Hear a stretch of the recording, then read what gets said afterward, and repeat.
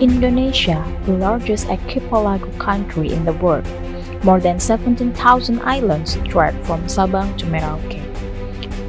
A country that is rich in various languages and ethnic groups. Difference and diversity must still be maintained in the power of unity. For this reason, politics, law, and security must always be well coordinated.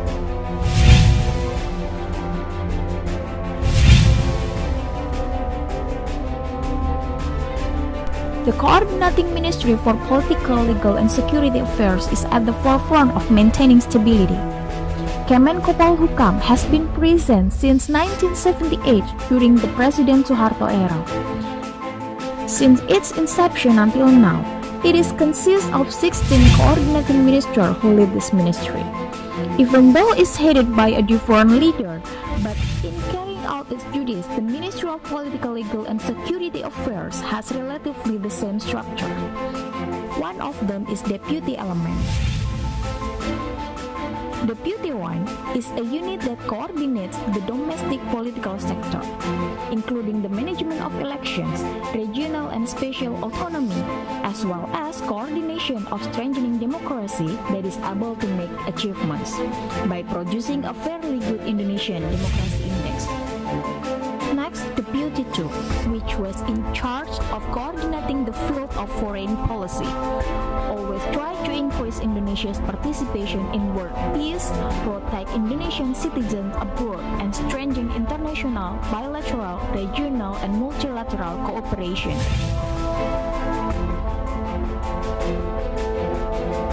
Furthermore, Deputy 3 coordinates in the field of law and human rights.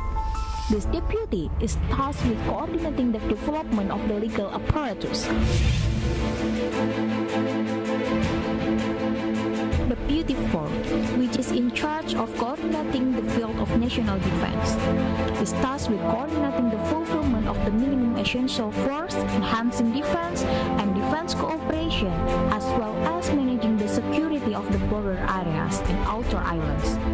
Kemenkopolhukam, through Deputy 4, has become one of the elements of the government that helps the success of the border development. In addition, Deputy 5, which coordinates the field of security and public order, is tasked with coordinating the handling of transnational crime and terrorism, security of vital objects and transportation, as well as handling of conflicts and contingencies. Lastly, Deputy 6, coordinating the national unity, are tasked with consolidating the unity of the nation, reinforcing diversity, and strengthening the character of the nation. All integrated elements of the Ministry of Political, Legal, and Security Affairs are able to carry out and establish coordination and can create political stability, guarantee law enforcement, and security in Indonesia.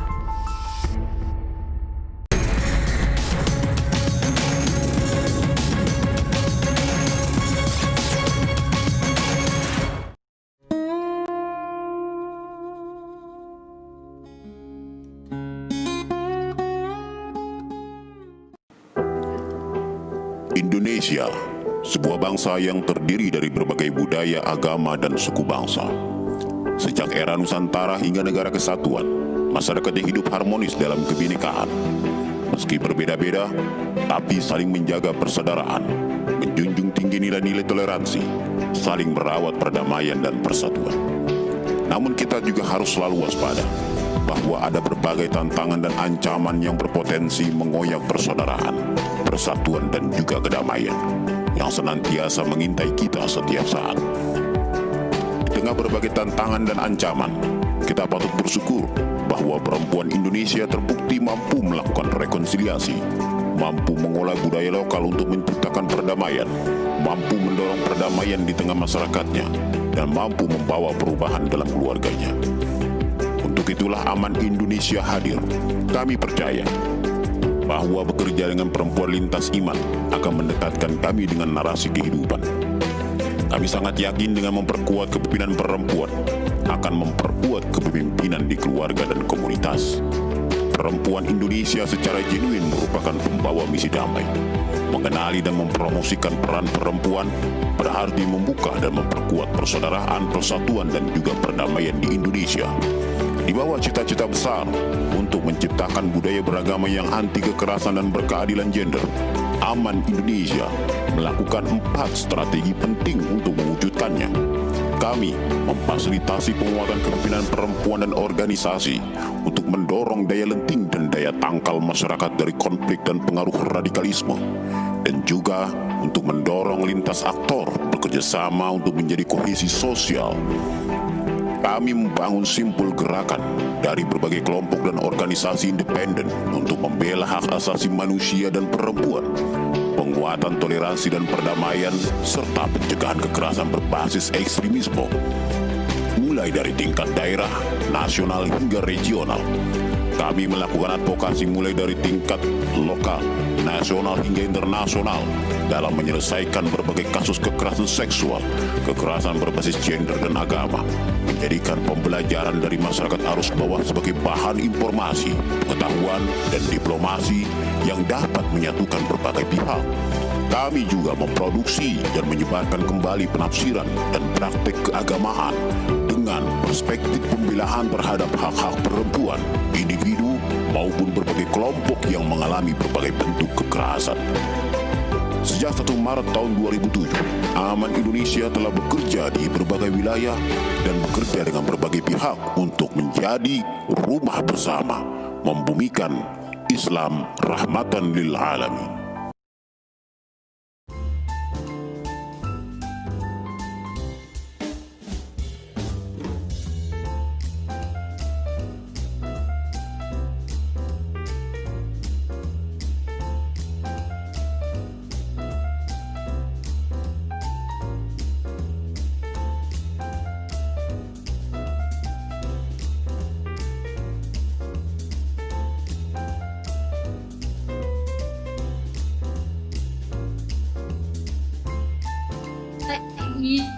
You can open your camera if you are comfortable with, because I think it's time for us to know each other, or even to release our feeling of longing one another because of COVID-19. We cannot meet in physical, as well as I think listening your voices will be very, very human sense in the forum.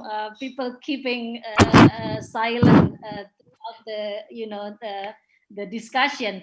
So welcome back for all of you who joined us since yesterday, and welcome for the newcomer to our discussion today. So we are going to have the plenary 3 relating with the new jihadist landscape in sub-regional, looking at how vulnerable women and children. So I'm very glad to have all my friends on the plenary.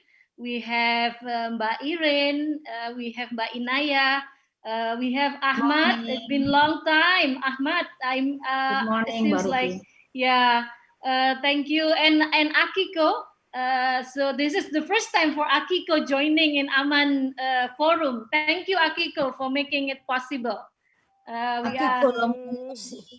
Yes, Akiko very familiar with Indonesian.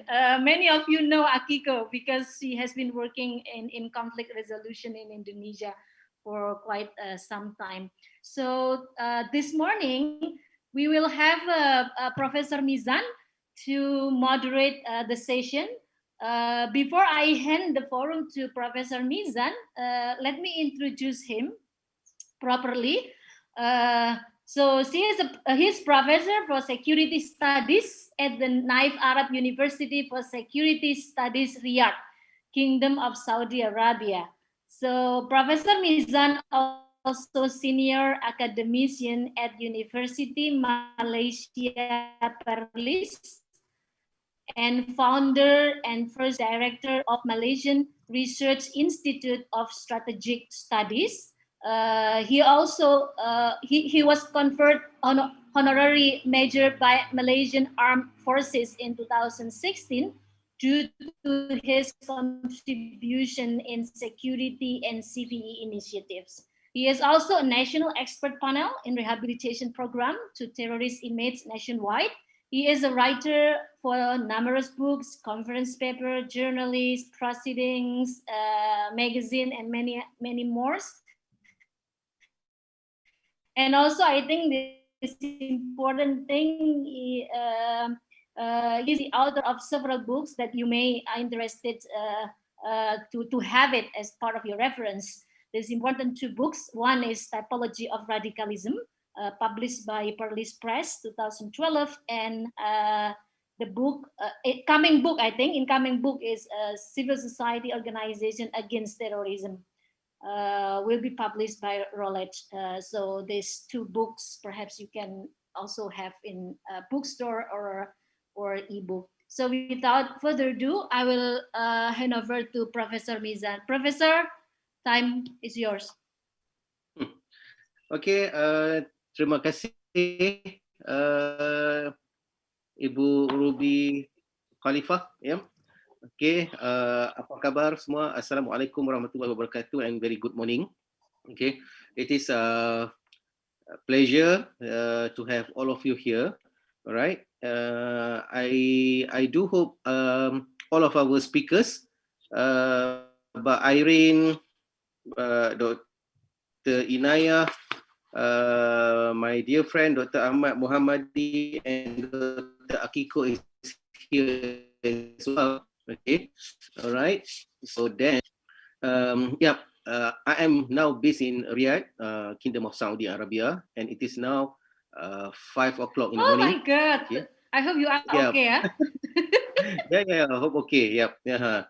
So, so the subuh is coming, very soon. So I might pause a bit during our session later on. Wanna play subuh anyway. Okay. So today we would like to continue our forum, and I'll be chair for plenary 3 session, and the title is about the new jihadist landscape in sub-regional. Are women and children more vulnerable? So as we know that recently there are lots of incidents involve women actually, like the pattern has changed. Before this, mostly men involved actively in so-called terrorism activities, but recently, okay, the role of women and children is already there. However, recently they become like at the front, it become exposed significantly. Okay, so the details I think will be discussed by the panels. Okay, so before I invite our first speaker today, so okay, would like to introduce a bit about Irene. So she is the PhD candidate, okay, in Gender, Peace and Security Center, School of Social Sciences, Monash University, Australia. So Irene is currently PhD candidate at the Gender, Peace and Security School, they call GPS, okay, which is under the Monash University, supported by an Australian award scholarships. She is also a senior researcher at the Center for Political Studies in Indian Institute of Science, LIPI.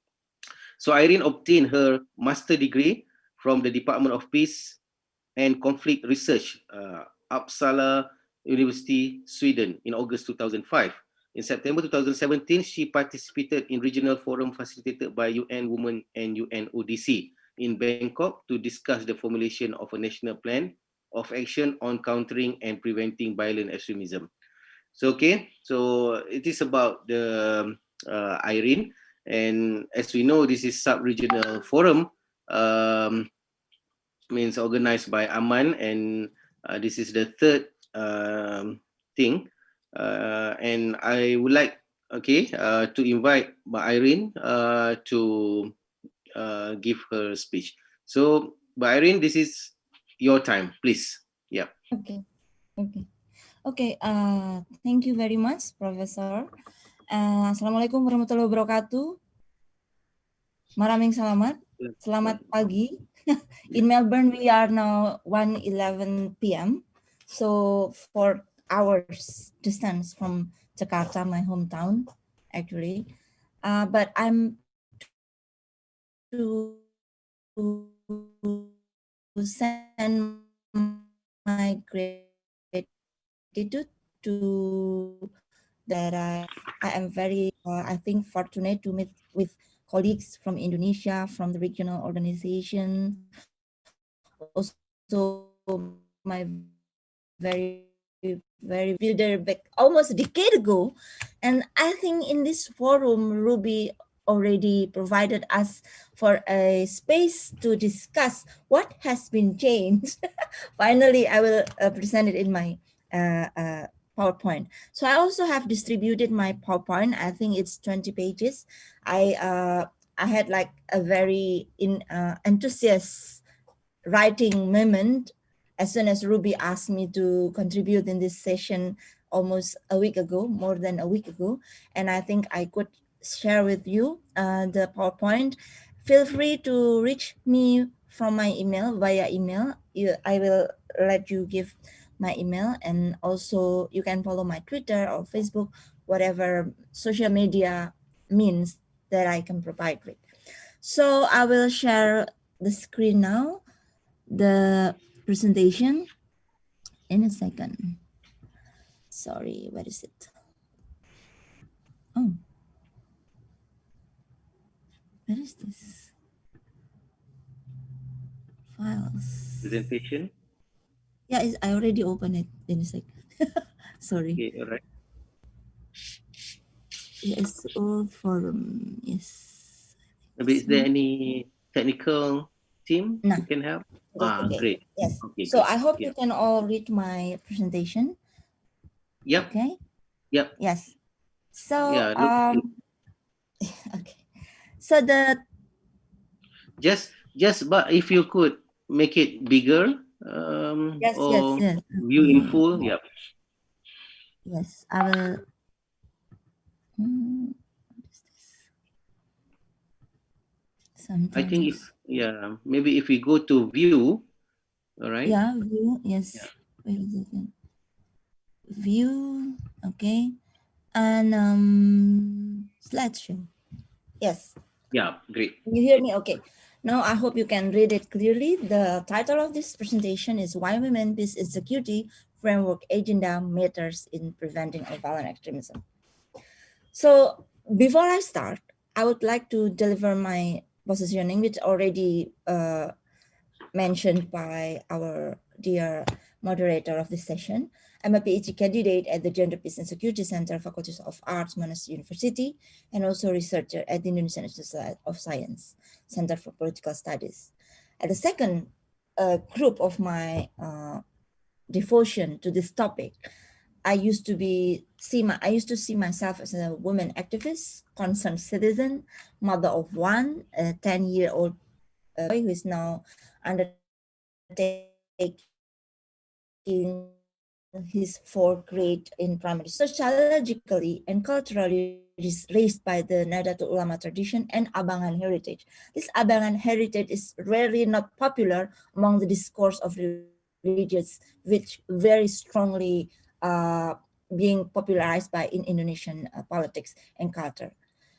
As part of my personal participation in the discourse of the women, peace and security, I involved in Indonesia's first generation of national action plans since 2017 for the range of implementation between 2014 to 2019 with the gender-based, anti-gender-based violence coalitions.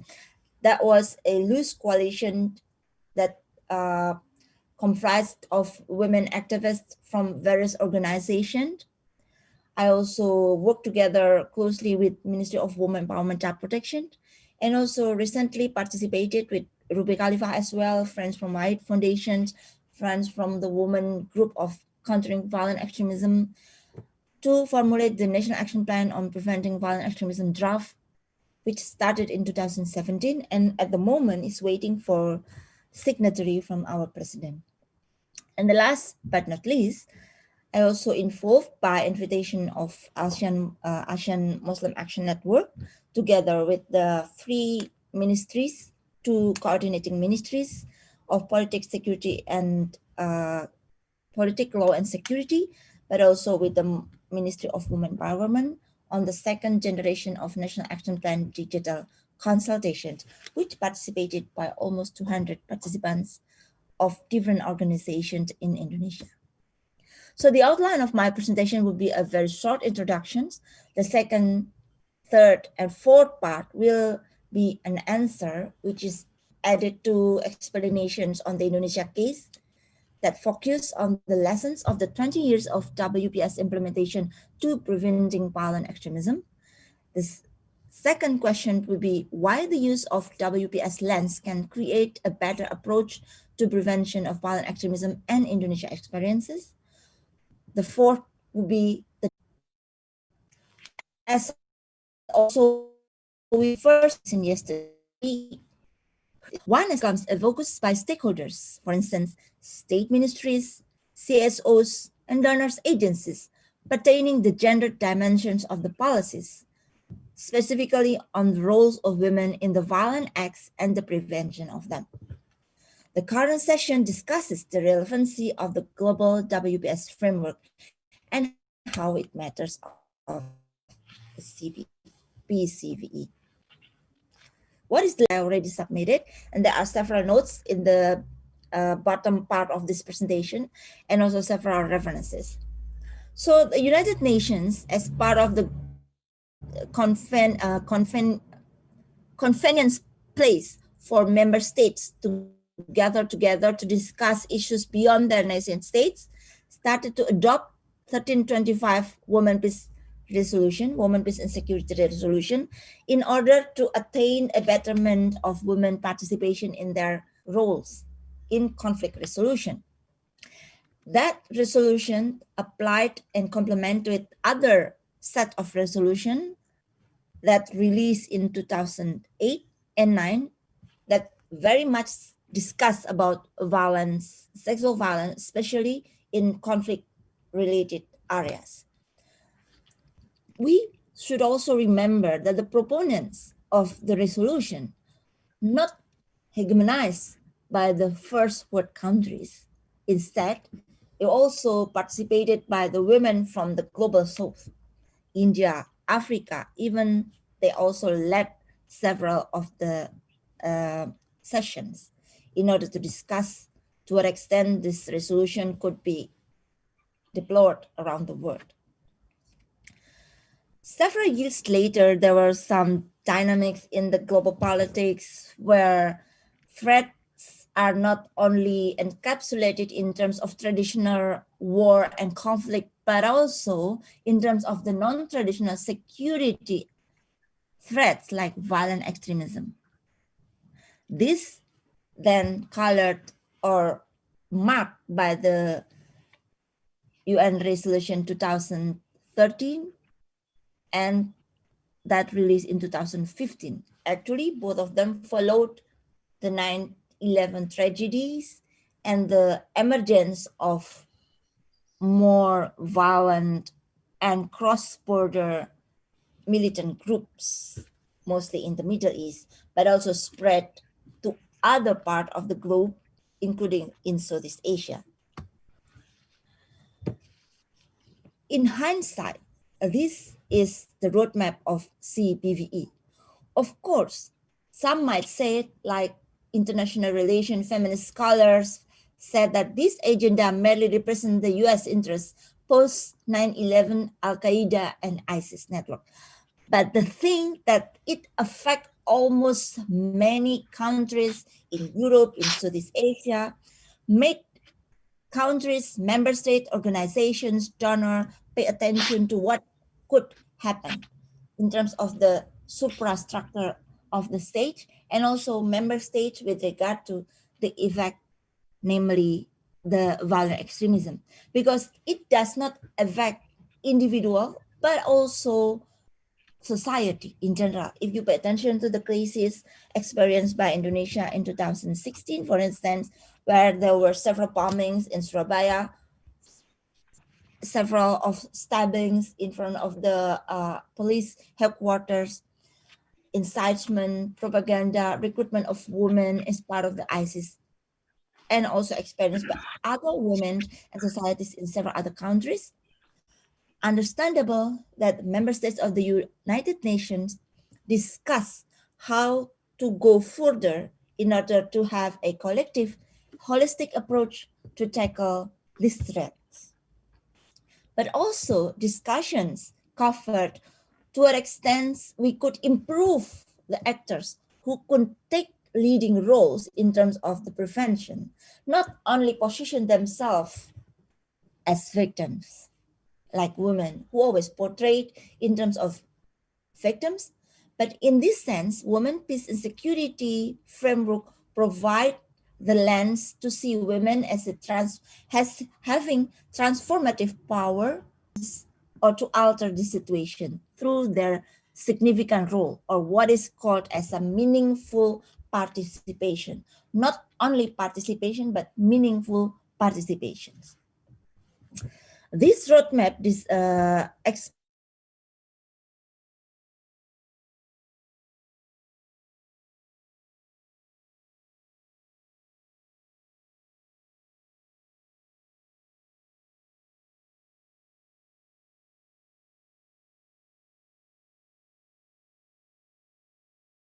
the meaningful participation of women in front of the new threats or non-traditional threats like countering violent extremism.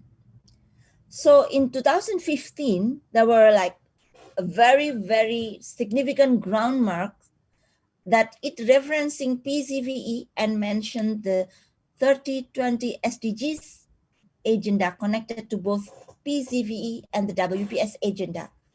In the discussion of nexus, CPVE or PCVE or counterterrorism with gender lenses are two agendas connecting security and development nexus. These connections were clearly represented during the later case, which I will explain, on the Indonesia's digital consultation among CSOs and ministries to discuss the second generation of National Action Plan of Women, Peace and Security. So if you look at this Venn diagram of BPS, WPS agenda and preventing of countering violent extremism, we could see three chunks of work actually. So in Indonesia, we started with WPS localization and implementation that pay attention to the transformative roles of women as peace agent and men to some extent. I will let you know in the question and answer session why I did not put male and women. Although in reality, when we discussed this agenda back then, almost 13 years ago, I didn't believe it, there was a kind of a heat debate or contentions among activists and security sector reform advocates and also women peace and security agenda advocates on how to position WPS framework in terms of the tension of the traditional security perspective and more progressive understanding of security. I think that was a discussion under the context of the development of human security dimension as well among the Indonesian policymakers at this time. So two other chunks of Venn diagram on the left, on the right side, I put women's agency in preventing of violent extremism. These agency are what that bind the WPS framework agenda and the prevention of violent extremism agenda. In terms of women's agency in violent extremism, we see pictures or imageries which based of the realities on the ground about women as victims of propaganda. Yesterday, we heard so many stories about the recruitment of them, disregard of classes. They could come from the highly intellectual families, individuals, know the network from husband, spouses, women who's trying to find meaning of life through the discussion in the social media, like what happened on the migrant workers as pictured in the several studies by APEC or RSIS and several other studies who look into women's agency in the recruitment of violent extremism groups, but also they become perpetrators. As perpetrators, academics from international relations, feminist international relations, sociologists, and psychology has already put their energy into understanding what make women a capable actors in violence. But if you look at the past discussion about women in peace building, for instance, what I did with Akiko back in 2010, 11 or 12, under the study by the Henry Dunan sponsor, we found that women were not only passive actor during armed conflict in Indonesia that marked the transition of the new order to reformasi period. In several cases of very violent conflict that colored by ethnic sentiments and religious sentiments, women were very capable actors in conducting violence. So what has changed in terms of the new trends of sentiments? Used to be women were now in no way involved in a militancy like this. They involved in Islamist groups who took up arms on behalf of the jihadism. At the third group on your right on screen, women's agency in preventing violent extremism took up a more positive perspective, more transformative in terms of their meaningful participation in the decision-making power, political decision makers. But also, according to studies, women are pictured as survivors, for like they have voices. In our discussion with former member of Komnas Perempuan, Ms. Riri Hariro, I hope you are here now. You can also give me feedbacks. Somehow, in the midst of the discussion, heated ideas about how women should take part in the prevention of violent extremism, voices of survivors are missing. Where are they in this debate? Because they will be the first one who had beneficiaries as a part of the targeted violence action by these violent groups. Therefore, I put survivors as a particular of agency in the prevention of violent extremism because they should take part as well.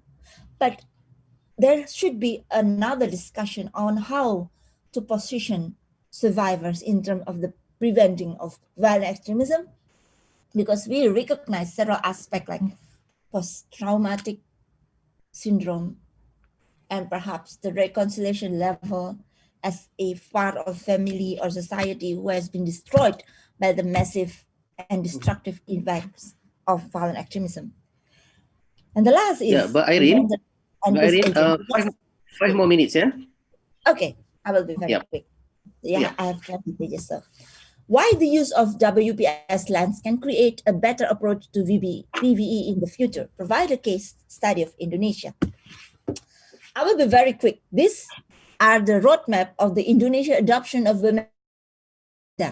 Actually, thanks to the Monash Gender, Peace and Security, I was able to deconstruct this process because I was involved in this whole process of policy creation with the network in Indonesia and also in the regional. So started with the norm emergence, background of the norm emergence Indonesia, and several of the domestic politics climate in Indonesia also influenced how actors finally agreed to adopt the agenda of 1325 Security Council resolution. We also, the government and civil society organization finally could trial the National Action Plan into the local action plan. And the last changes, a very, very meaningful changes happened when there was a declaration of ISIS in the Philippines to pledge allegiance that create or started to provoke violent actions happened in Indonesia. Just recently, civil society organization and state organizations representative also discussed to reframe the National Action Plan WPS policy with regard to BVE. These are the details of what is inside our National Action Plan on WPS under the President Regulation in 2014. 3 big groups: prevention, conflict response, women empowerment, child protection. Women empowerment, child protection signify the classic approach to understand and position women and children in WPS issues, but also how then it colored the policy of PVE. These are the roadmap of Indonesia's PVE policies. I put it started in the 2018 Surabaya bombing because that was the significant mark on the discourse level and the policy level that connect the WPS framework and PCVE agenda in Indonesia. In question and answer, I could receive more detailed question or remarks from the audience if needed. These are, for instance, gender representatives of women roles in violent extremism, which often pictured in the policy consideration, like we know now. At least 4 groups that I studied from several of fieldwork and literature reviews. How about in prevention of violent extremism? Indonesia civil society working groups are pretty much active actors in terms of direct action, influential to policy, and influential to direct work on the ground to mitigate violent extremism, as explained in these examples. Working group of women ulama deconstructing masculine gender, and also a network of international NGO forum and Indonesian development, as well as in policy formulation itself. So these are also part of a very important points where state organizations that specify in counterterrorism recognize and learn from the women peace and security working groups in terms of connecting the WPS framework and PVE agenda. This actually I took up from Ruby explanation in Bangkok 2017 on the convergence of WPS framework and PVE. So 3 important connecting: violence against women and girls, women participation in peace building, as I discussed earlier, and also the human rights of women and girls. The most important aspect is, I think, the TSOs as game changer for the WPS framework agenda. Why TSOs? Because they have the dynamic flexibility to discuss and to challenge the status quo of perspective, which was criticized towards this counterterrorism policy. One of the concrete manifesto of this game changer roles was during the recent Indonesia's National Action Plan WPS digital consultation, where a violent extremism cluster was created in this discussion in order to explore the phenomenon of violent extremism and what is to be done about it. These are the list of voices. What were they concerned about with regard to WPS agenda and PVE? One important issue is about gender sensitivity on intervention approach. Because without this, the approach would still be the same. Only pay attention on the security, traditional security perspective. What are the challenges? Several of challenges are quite a sort of renewing the old ones with regard to the context of security, women and gender relation. But also I take up several of the new ones because it is put under the contextualized nexus between women, peace, and security framework and preventing of violent extremism. The first challenge is how to create a gender-sensitive and tailored rather than generic strategies for promoting peace and tolerance and countering appeals to women to radicalize the violence. Consequently, the challenge is also implementation of all policies at the global commitments, regional commitment, and the synchronization of WPS policies with PVE. The third, it is not difficult because we already put regulations and started the movement, namely women inclusion in the government policy and response. Several other challenges related to the philosophy of the work that linked the Women, Peace and Security Framework and PCVE policies, but also a more technical and specific, like how groups could sustain financial capacity to the WPS agenda implementation under the new framing related to the PCVE. And the third is probably very, very specific because currently we still see how online democracy become more pressing and more challenging. Women are no longer seen as passive actors, but they're also part of the very, very proactive community in the digital media, which probably will be discussed by our second speaker this morning. Okay, so thank you very much, Irene. All right, so I'm impressed with your presentation. Lots of inputs and something that very interesting to share, especially the WBS role, right? And then, as you said in your presentation, women very capable to do violence, actually, all right? And also, I really love the terms that you bring, the NAP and LAP, all right? So I think previously we always talk about NAP, National Action Plan, but then now we are also talking about the other thing, what we call local action plan. So more or less, as in my book as well, okay, actually published by Routledge, it is about the CSO's role in countering violent extremism. We explain. So anyway, before I invite Dr. Inayah, so I would like to to talk about her background. She is now the Dean at the Faculty of Ushuluddin and Islamic Thought, State Islamic University, UIN Sunan Kalijaga in Jogja.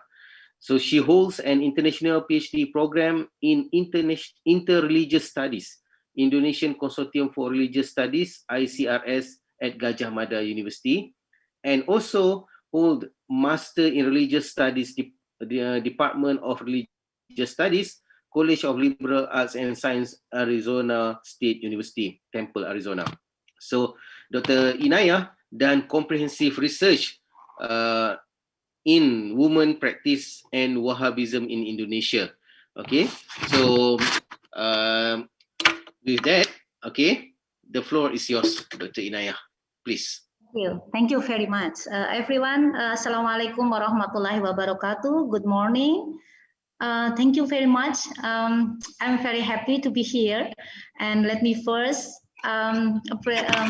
express my sincere gratitude to, more particularly, my best friend, Mbak Ruby. We have been working for quite a long time. And everyone here, thank you very much for having me here. Oh, sorry, let me just share my, I think I have already shared. Yeah, okay.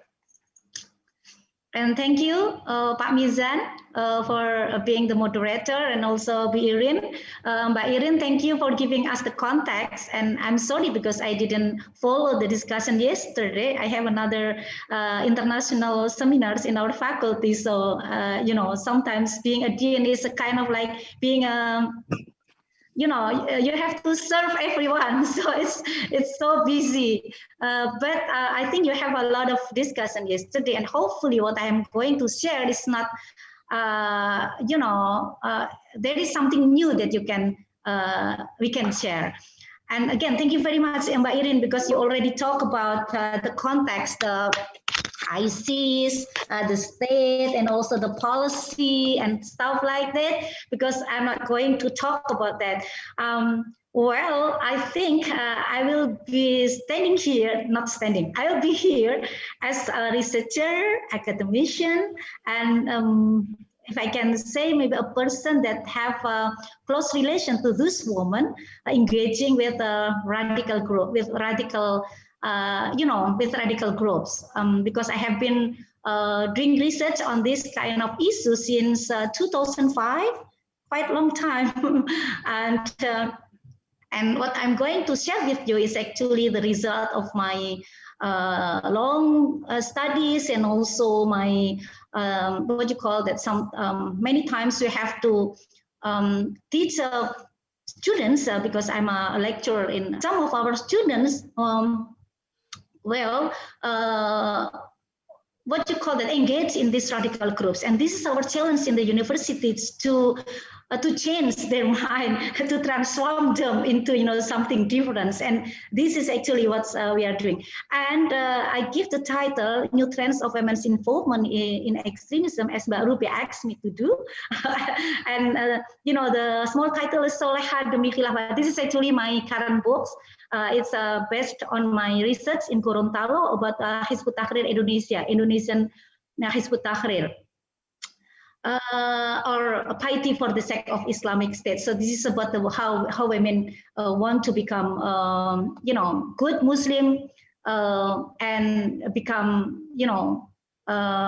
become the defenders of Islamic State. And this is actually, I try to understand what the committee wants me to do, and I read in the term of reference that what we are going to discuss is about something related to the evolution of the role of women. Well, and the effort on strengthening integration and multiculturalism to prevent violence extremism, and considering women's role in perpetrating and preventing violent extremism, including women and women organizations in effort to prevent and counter violent extremism. And I'm happy because Mbak Irine previously talking about asking, I think, because you don't go into detail about what make women become the active actors of the violent extremism. And this is my part. I'm going to share about that. And Ibu Irine also talking about gender sensitivity on approaching the survivors. So this is actually really my part. And here, the lesson learned. So this is about lesson learned I got from the field, from my research, from women's experience, listening to those women engaging in these radical groups. And, I'm going to bring my recent research in 2018 and 19 about the HTI, Hizbut Tahrir Indonesia, particularly after the government of Indonesia revoked, banned Hizbut Tahrir. Why? In 2017. Why? Because the government perceived that this organization deviated from the ideology of Pancasila, because this organization really want to establish Islamic State, which is not the ideology, which is different, radically different from Pancasila itself. And this is the background, and the ban of HTI I would show you doesn't guarantee that the followers would give up with the ideology of Islamic State. And this is why I'm actually trying to understand how these members, and more particularly from the eyes of women, how they build and perpetuate their collective identity and struggle. And I will share you how they, Irine just mentioned earlier, how they stay there, perpetuate the ideology and vision to establish an Islamic State, and how some of them finally quit, discontinue their ideology, and then transform into a new person. And this is actually, I'm going to relate what Mbak Irine already mentioned about how we can work with the survivors, especially the survivors who have already discontinued, because if they still have this ideology, so what's going on I believe would be different. And this is actually the identity, the collective identity of being a woman in this kind of radical group that, well, being a fully Muslimah, being a, they call it kafah. Kafah means comprehensive, the truest, the fully Muslimah, the fully Muslim women in Islam, that you know, it's they believe that it is about the power of women. Why? Because they believe that women. This is actually confirmed what Irine says, that they believe that they are an agents. They are very active agents. This is what they believe toward the establishment of Islamic Khilafah, because they are also just like the same of men. They are defenders of Islam and Islamic State, and they have to be active in the public. So politics and public spaces, you know, becomes their primary work. It's not only domestic, but also public. And this is interesting. I will show you later on. They are very eager to say no to gender and feminism. Gender equality and feminism, they believe is the product of capitalism, destroy women's dignity. This is why, because they think that this is not from Islam, because gender is coming from the West and such kind like that. So that's why it's, you know, it's very simple thing to say, no to gender. And women's arena, public, as I mentioned earlier, women's role in domestic and public spheres. And this is, you can see from the pictures how they declare their belief that the suffer and humiliation of women particularly is the impact of democracy and capitalism. And this is actually their, you know, the way they think of this phenomena. And Islamic State is the only solution, you know, because feminism would destroy the intellectual strategic role of women, while Islam, according to them, give women space in public life. Capitalism, feminism, gender would destroy, because for those gender activists, according to them, they send women to public for exploitation, something like that. Well, this is a simple way of thinking, yeah, but this is what's going on there. And then here, of course, yeah, husband as the imam, not only husband but men, basically obedience to husband and establishment of the khilafah from the family. This is why women, children, and family actually becomes the key, actually, if we want to concern with this issue, because they are actually working from a family and then move out to the society. And yes, of course, polygamy, yes, they of course accept polygamy, because it's the mechanism to produce more cadres, more, more followers. So this is for women, actually, polygamy is a women's destiny. This is a destiny, something that you have to accept, because it's part of your struggle for the sake of religion. And it's a free ticket to heaven and a solution to family harmony, because they always develop a narrative on the men's, you know, polygamy as the main symbol of ultimate piety. This is interesting, right? To say that if you're doing polygamy, that means that you reach the ultimate, the top of the iman, the top of the piety of being a religious person. And for women, they say that it's easy because it just try to accept, you know, this, to accept this. But it's even according to the harder for men. And yes, violence, this is interesting, because according to them, yes, violence, why no? Because, you know, this is for the sake of Khalifah, for Khilafah, for the sake of Islamic State. But according to them, violence is permitted, but becomes Khilafah's part. This is why, you know, it explains about ISIS. This is why when they join ISIS, and when they have ISIS, so it's, you know, they think that it's legitimate their action of violence, because they have a kind of khilafah. But here in Indonesia, they said that we are banned. We are not allowed to do violent action because we have no khilafah. So they are waiting for having the khilafah. So they have, women will reach their dignity. Will life will with welfare because according to them, the khilafah will put women in the highest level. Even although they have to use the violence to reach that. And yes, non-violence dakwah. So, this is actually this kind of dakwah, the missionary action, non-violent missionary action is actually explain why they have more and more followers, because they are so sweet.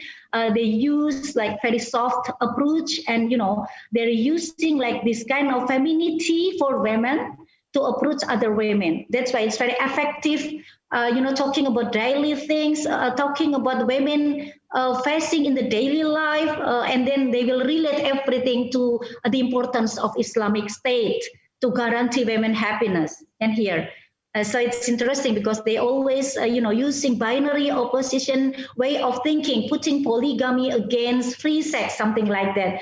Khilafah penjaga kehormatan perempuan. They said that, while feminism mencabut fitrah perempuan, that they believe that feminism approach, destroy women's nature, while khilafah protect women's dignity. And neoliberalism fails to improve women's welfare. So you can imagine, we have to deal with women have this kind of way of thinking in their mind. And, this is our homework actually, to try to understand what they have in their, stock of knowledge. And here, actually, what's going on these women, they experience the process of, if I can use sociological terminology, is the personalization. When they lose their individuality, they lose their agency. And how this process of the personalizations, continue and strengthen, perpetuate, over generation. It's because of the concept of takdir. So it's good because Mbak Ruby really is really aware of this kind of phenomena, how religious interpretation, religious norms really become the mechanism to control their way of thinking and their actions. Because one of the things that they have is the concept of takdir. Takdir is destiny. So when I was asking to women in the field, for instance, I'm asking about polygamy, let's say, or even, if someone asks you to go for suicide bombing, for instance. So they said that if this is our destiny, then we have to go. And then when I'm asking about what is your hope? Oh, I don't have hope, because hope belongs to God, because God would determine everything for us, which is a male domination structure of religious understanding, of course. So that's first the concept of takdir that limit their individual hopes. So they really lose their agency and critical thinking, of course. And really, of course, they also lose their dreams. And structure of episteme. Epistemologically, it's interesting because this is like, we learn from our enemy, right? That they are very tricky and very smart in what you call that, in perpetuating, in protecting the ideology and the vision of the members, because they ask the members, they indoctrinate the members to follow single authoritative source of knowledge. So if you want to be a good Muslimah, a pious woman, then just follow us, don't ask. Just follow. And this is the truest one, that religion is just to follow, not to ask. So truth is unquestionable. So you can imagine we are dealing with women who have this kind of paradigm that religion is about to practice, to follow, not to ask or to critically questioning. And then they have belief Khilafah is the only solution. It's amazing that Khilafah is a solution for everything for them. Don't ask anything. but it's for everything. So khilafah is the only thing. And then normalization of knowledge and practices. So this is very effective mechanism that could perpetuate their ideology and vision because they have regular meetings. They are very committed. They have strong communality and solidarity, and I guess their solidarity and communality may stronger than us here. Because sometimes even me, I have to choose between, for instance, talking to these women and educate them, or I have my class here in the university, something like that. But these women in this organization, they are very committed. They have like this kind of commitment, and this has actually become the mechanism to perpetuate their ideology and protect the vision to establish the Islamic State. Well, and this is interesting because I also talked to those women who finally decide to quit. And this is what's happening to this woman. I talked to many women. I have experience talking to many women who, even one of the book published in 1999, if I'm not forgotten, with Ibu Liz Marcus under Rumah Kita. We published Perempuan Pengabdi. It's talking about women who finally quitted from this kind of organization. But this is actually based on also on my recent research that they finally changed because of the plurality of habitus. Means that they have different habitus. They have different what you call that. Atmosphere, they have different friends, they have different people to talk to, and usually because they move to, for instance, or continue their study, then finally the environment forced them to listen to some other people who have different way of thinking and different practice. So plurality of habitus is a very critical things to make a change, for them to change. And then the plurality of sources, of course. When they finally read another book, remember, because they already read book written by, for instance, if this is Hizbut Tahrir Indonesia, then they read only books written by Taqiyuddin an-Nabhani. If they are, for instance, Wahhabi, for instance, they read the books written by Muhammad bin Abdul Wahhab, something like that. But when they read other books, when they listen to other ustad or other resource, other teachers, then they would change their mind. So this is the importance of plurality of sources, the knowledge and practices. And knowledge will give impact to the practice, to their practice, and also the culture of critical thinking. This is also what I learned from HTI and some other groups, that how they make their effort to tell women not to think. Like I shared earlier that, they always indoctrinate that religion is about practice, it's about belief, it's about just to do, not to ask. So really, they,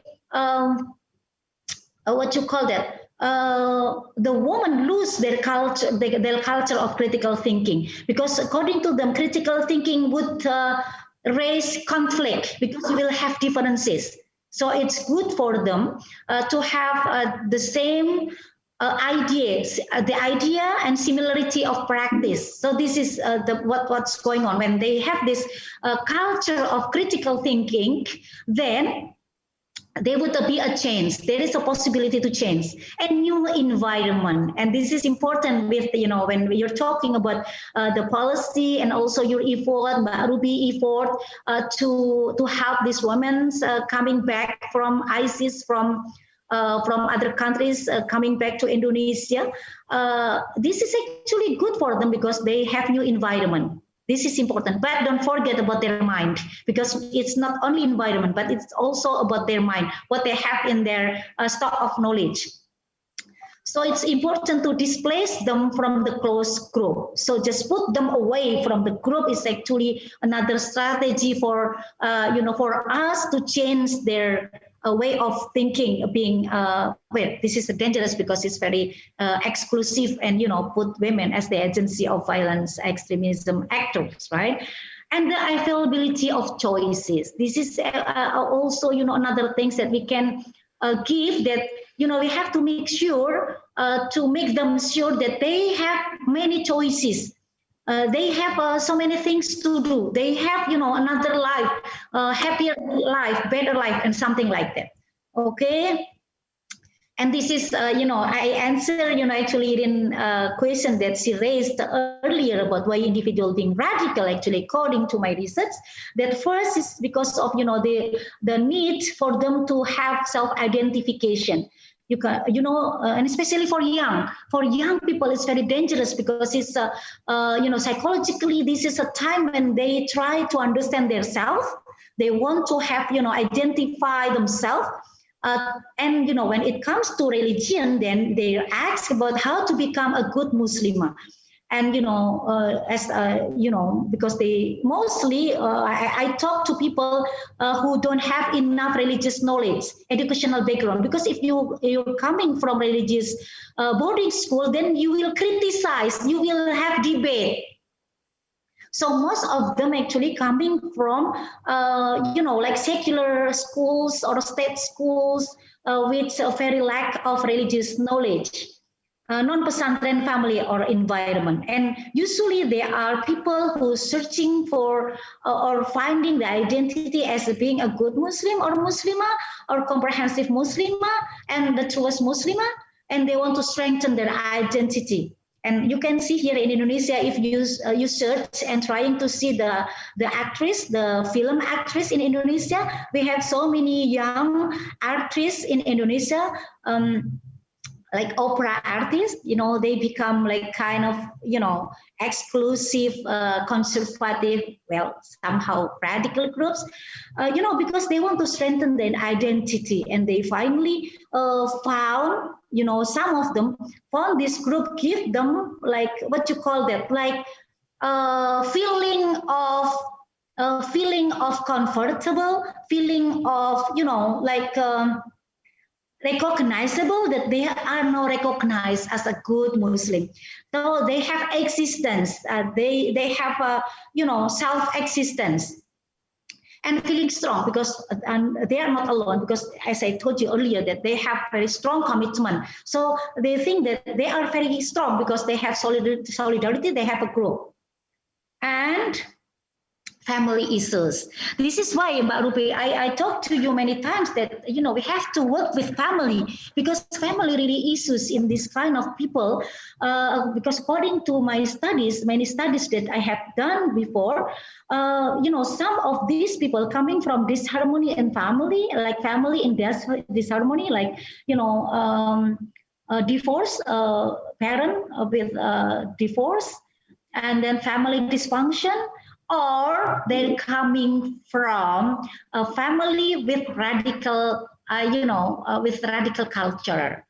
This is what's going on. Like in Gorontalo, I found 2 or 3 families, the whole families, believe on the importance of Islamic State in Indonesia, the whole families. But Doctor, 2 more minutes. Oh, sorry. Okay.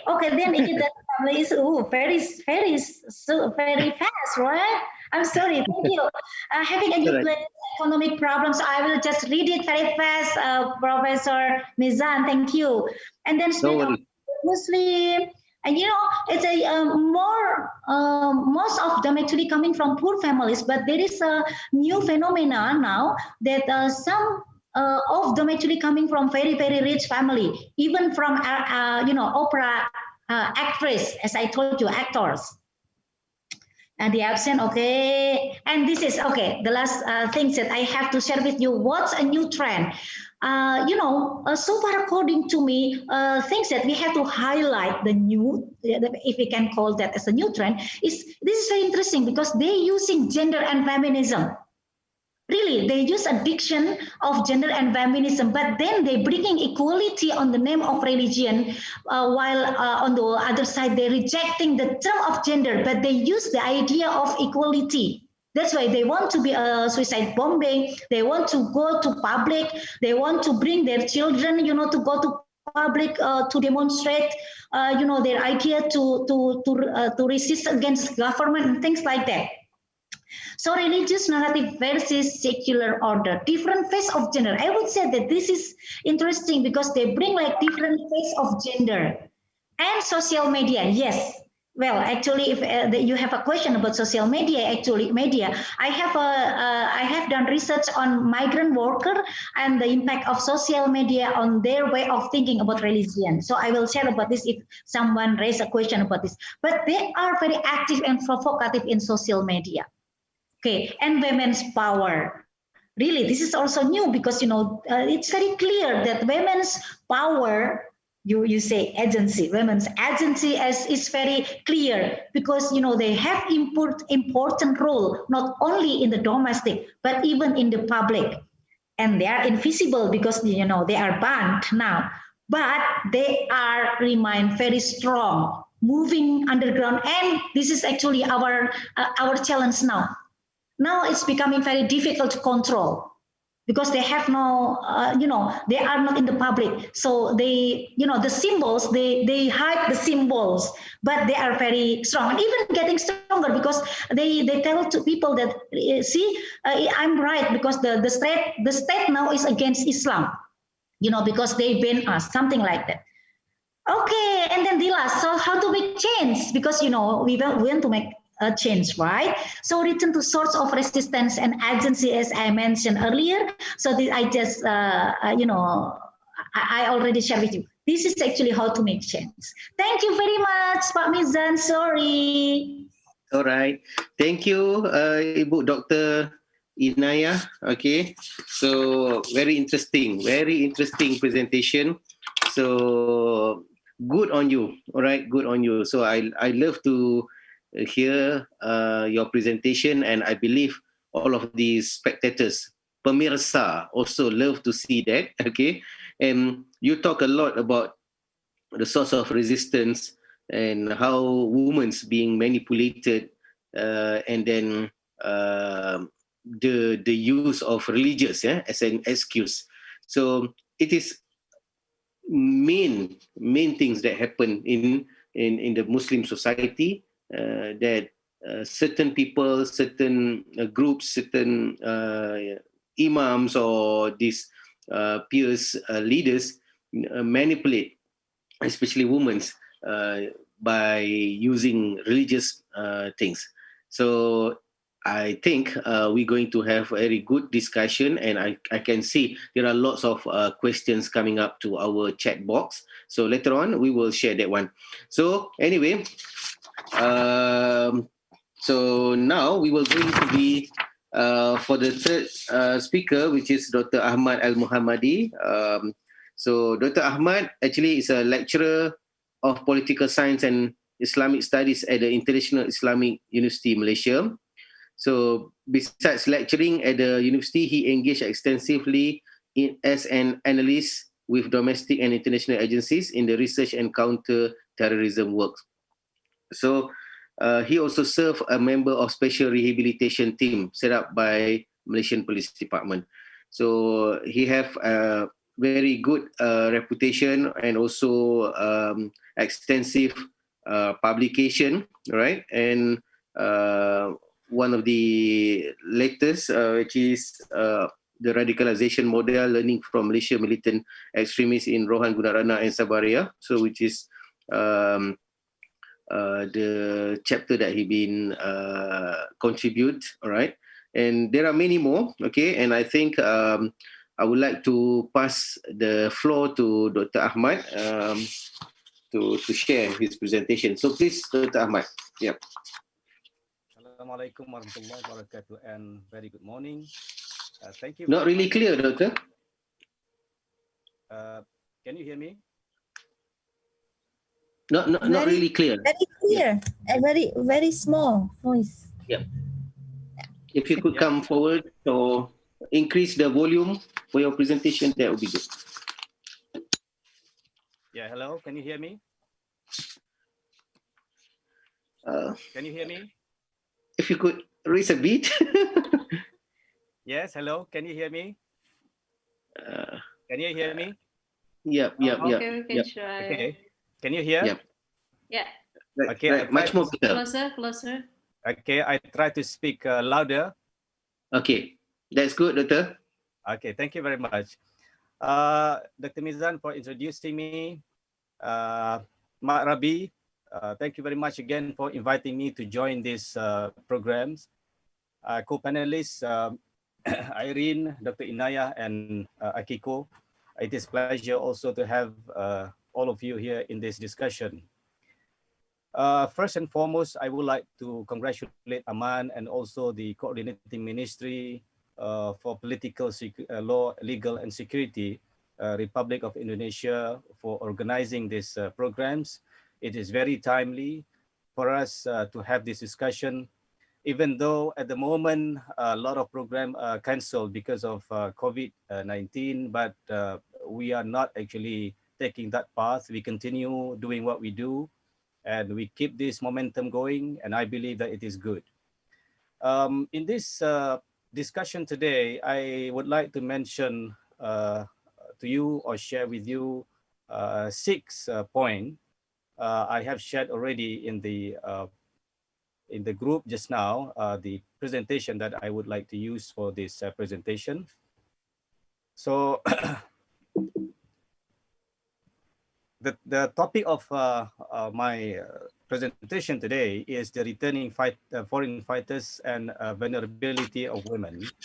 So I would like to mention 6 points, as I said: fact and figures regarding the foreign fighters, Malaysia's approach to the returning fighters and their families, the returnees policy and strategy, women returnees and children in the context of rehabilitation and reintegration, and also some updates about Malaysian in Syria. Let us go to the first part. That is point number 1. If you look at the figure right now, you can see that there are 100 and I cannot see now. 102 person who used to travel to Syria since 2013.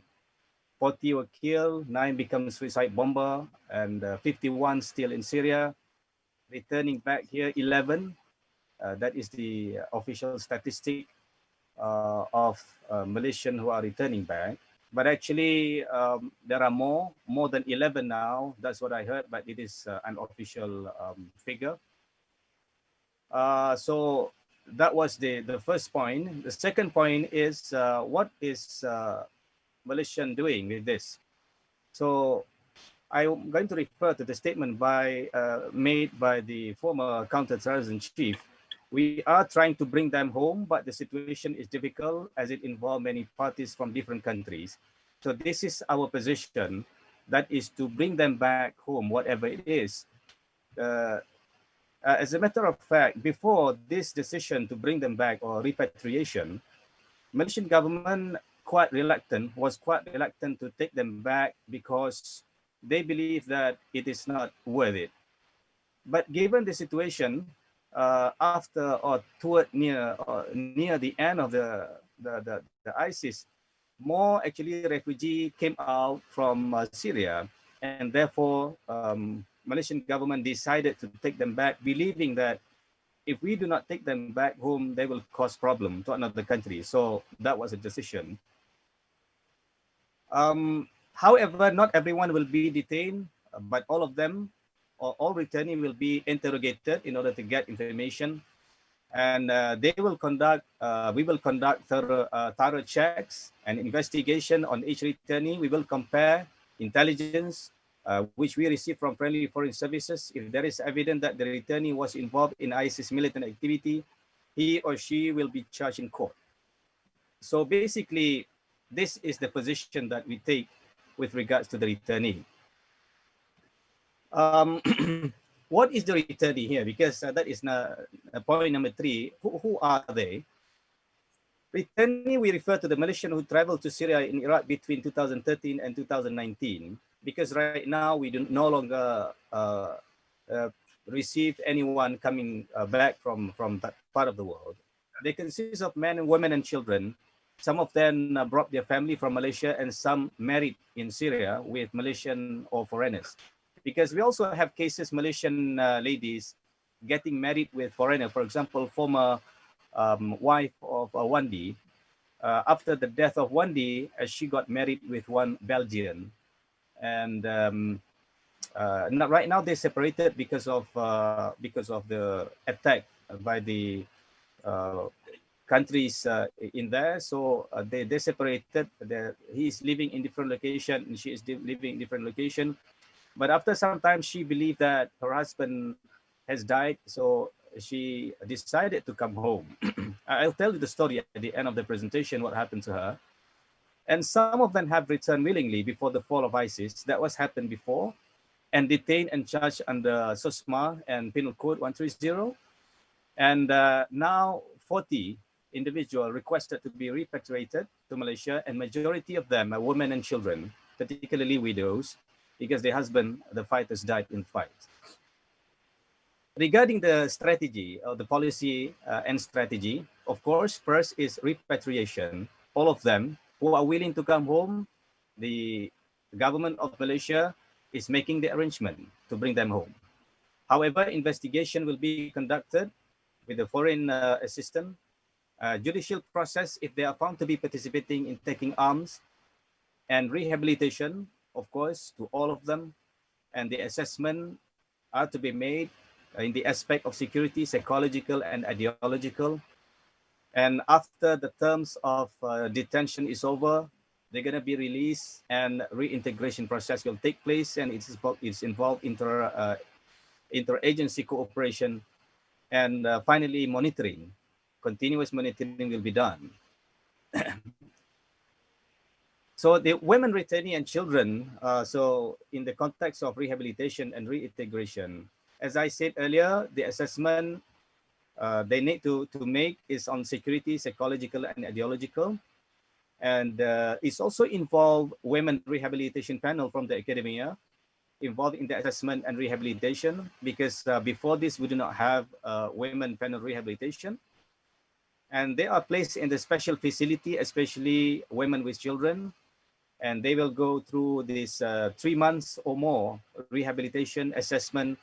And if there is nothing that involve activities, militancy, and so on, they will return to their family, and monitoring will be done.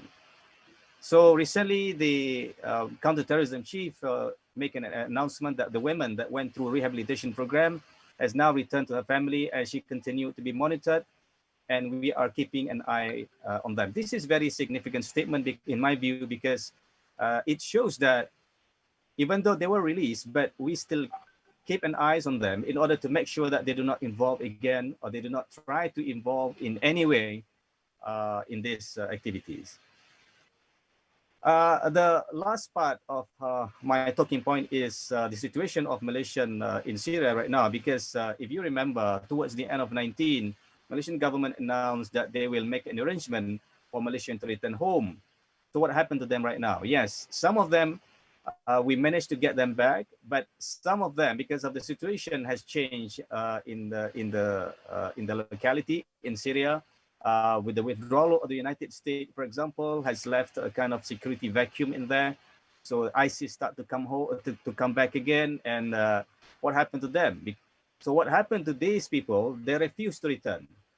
We have Malaysians who prefer to stay in there and do not accept the offer of repatriation. That is number one. Number two, the change of heart. They're changing their mind after being influenced by other detainees not to return home, and hoping the return of IS. This is also based on my conversation with one of them who are detained in the refugee camp. I tried to convince her to return back to Malaysia, but she said, I want to stay here. And until now, she's staying in the camp and hoping that the ISIS will return. And the third category is missing and unknown. We also have this category of Malaysian in there. We cannot locate at all. So these are the 6 talking points to begin with. If you have any question, then we can entertain the question. I welcome them. Thank you very much, Mr. Moderator. Okay, thank you, Dr. Ahmad. Okay. Yeah, so I just want to let the slides go. So, okay, so thank you, Dr. Ahmad, for your presentation. It is about inside story of Malaysian returnees, all right? So, I don't want to talk more about that because I think Dr. Ahmad also involved a lot in the programs and also in dealing with these returnees, okay? And then as we know that the government of Malaysia taking very good consideration in handling this case, and we are so happy to take back our people, right, our citizens, as what European countries did as well. So yeah, in any situation, actually, as a democratic country, we cannot deny that we have to accept our people, our citizen to be back to our country. But how we handle the situation, how we handle those returnees, that's the main thing. And Dr. Ahmad gave 6 talking points, which is I think maybe there are some questions or things will be clarified from the Q&A session at the end. So Dr. Ahmad, thank you very much. Okay, I love and I enjoy your session. So it is very good and great, right? Insightful ideas of your presentation. Okay, and our last speaker, which is Dr. Akiko Horiba. So she's the program director and senior program officer at Asia Peace Initiative Department, the Sasakawa Peace Foundation. So Dr. Akiko Horiba is a program director and senior program officer of Asia Peace Initiative Department at the Sasakawa Peace Foundation, SPF, with a focus on Southern Thailand, women's political participation in Asia, and strengthening civil society networks in Southeast Asia. She is also lecturer at Tokyo Institute of Technology. She received a doctorate in Area Studies Indonesia, Conflict Analysis from Sophia University, Japan, and Master of Theological Studies at Western Jesuit School of Theology, Massachusetts, USA. And then before joining SPF, she worked as a policy secretary for the House of the Representative. Her research interests are conflict analysis, peace building, and Southeast Asia politics. So this is about the Dr. Akiko Horiba. All right. So then I would like to pass the baton to you, Dr. Akiko. You have between 15 to 20 minutes most. Okay. Thank you very much. The floor is yours. Yeah. Yes, thank you very much. Can you hear? Okay. Thank you very much, Bu Ruby, and then Aman Indonesia and the Indonesian government to invite me. And then I'm so happy to see Irine again here, the same session. Thank you very much. Then now we are working at the Sasakawa Peace Foundation, working at the peace building in Patani since 2010. And then I visited often Patani and then have a lot of program with various actors. And then recently we also have a program about Shibui. And then now we are studying on the Om Shinrikyo, actually, the Japanese terrorist. So that's why today's session was really inspired a lot. And then thank you so much. And then it is also good in the future, it's good to compare between Japanese Om Shinrikyo terrorist and then the Indonesia or other Islamist, but the method, like, the idea is very similar. That's why I think it's very interesting to compare later. But anyway, today I want to discuss about Patani case. Actually, the Southern Thailand or Deep South, or called Patani, is different with other cases, other speakers actually. So I think looking at the case of Patani and comparing the differences provide a good moment to think about the vulnerability of women and children to extremism. So I will explain briefly about Patani. So the Deep South Thailand located the border area between Malaysia and then Thailand. This is the area when the Malay Muslim Sultanate Kingdom, Patani, was located in the history. So because of Anglo-Sham Treaty in 1909, the area was merged into Thailand. So this area, the majority are Malay Muslim in Buddhist majority country, Thailand. So the Patani people started to resist to integrate it to the Thailand, nation state building process, and then fighting for self-determination, freedom, and justice. And then since 2004, it emerged the violence, and already more than 7,000 people become victims. So the main militant group in Patani is BRN, Barisan Revolution Nasional. The characteristic of the BRN is urban guerrilla warfare, and the more resistant movement towards Thai state. So that's why the Thai state consider BRN as a terrorist organization, and then they do the counterinsurgency operations in the field. So the BRN actually established in 1960 and then fight against Thai colonialism. So their demand is recognition of Malay identity, seeking justice and self-determination. So not focus on Islamic identity, more on Malay identity. That is, I think, very important to understand. Interestingly, most BRN old generations or first generation studied in Bandung, Indonesia, and there are a lot of influence by Sukarno.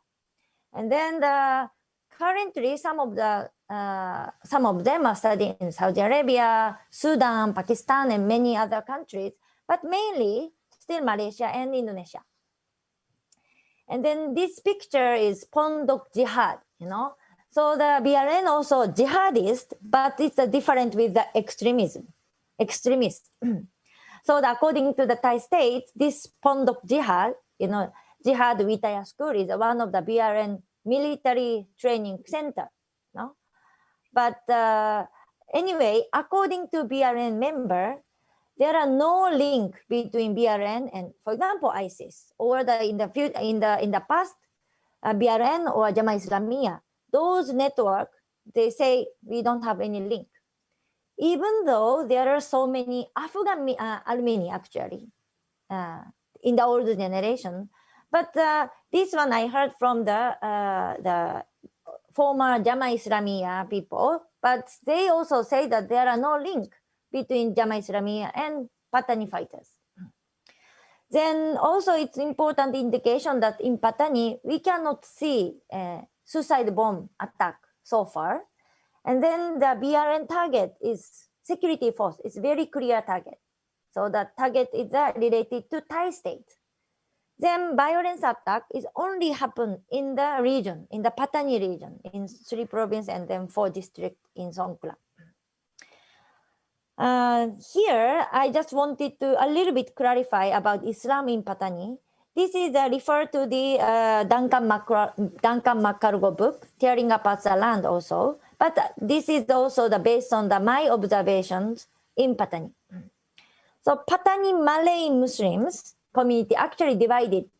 The one is the traditionalist and the one is the modernist or reformist, or the old school or traditionalist called the Wahhabi.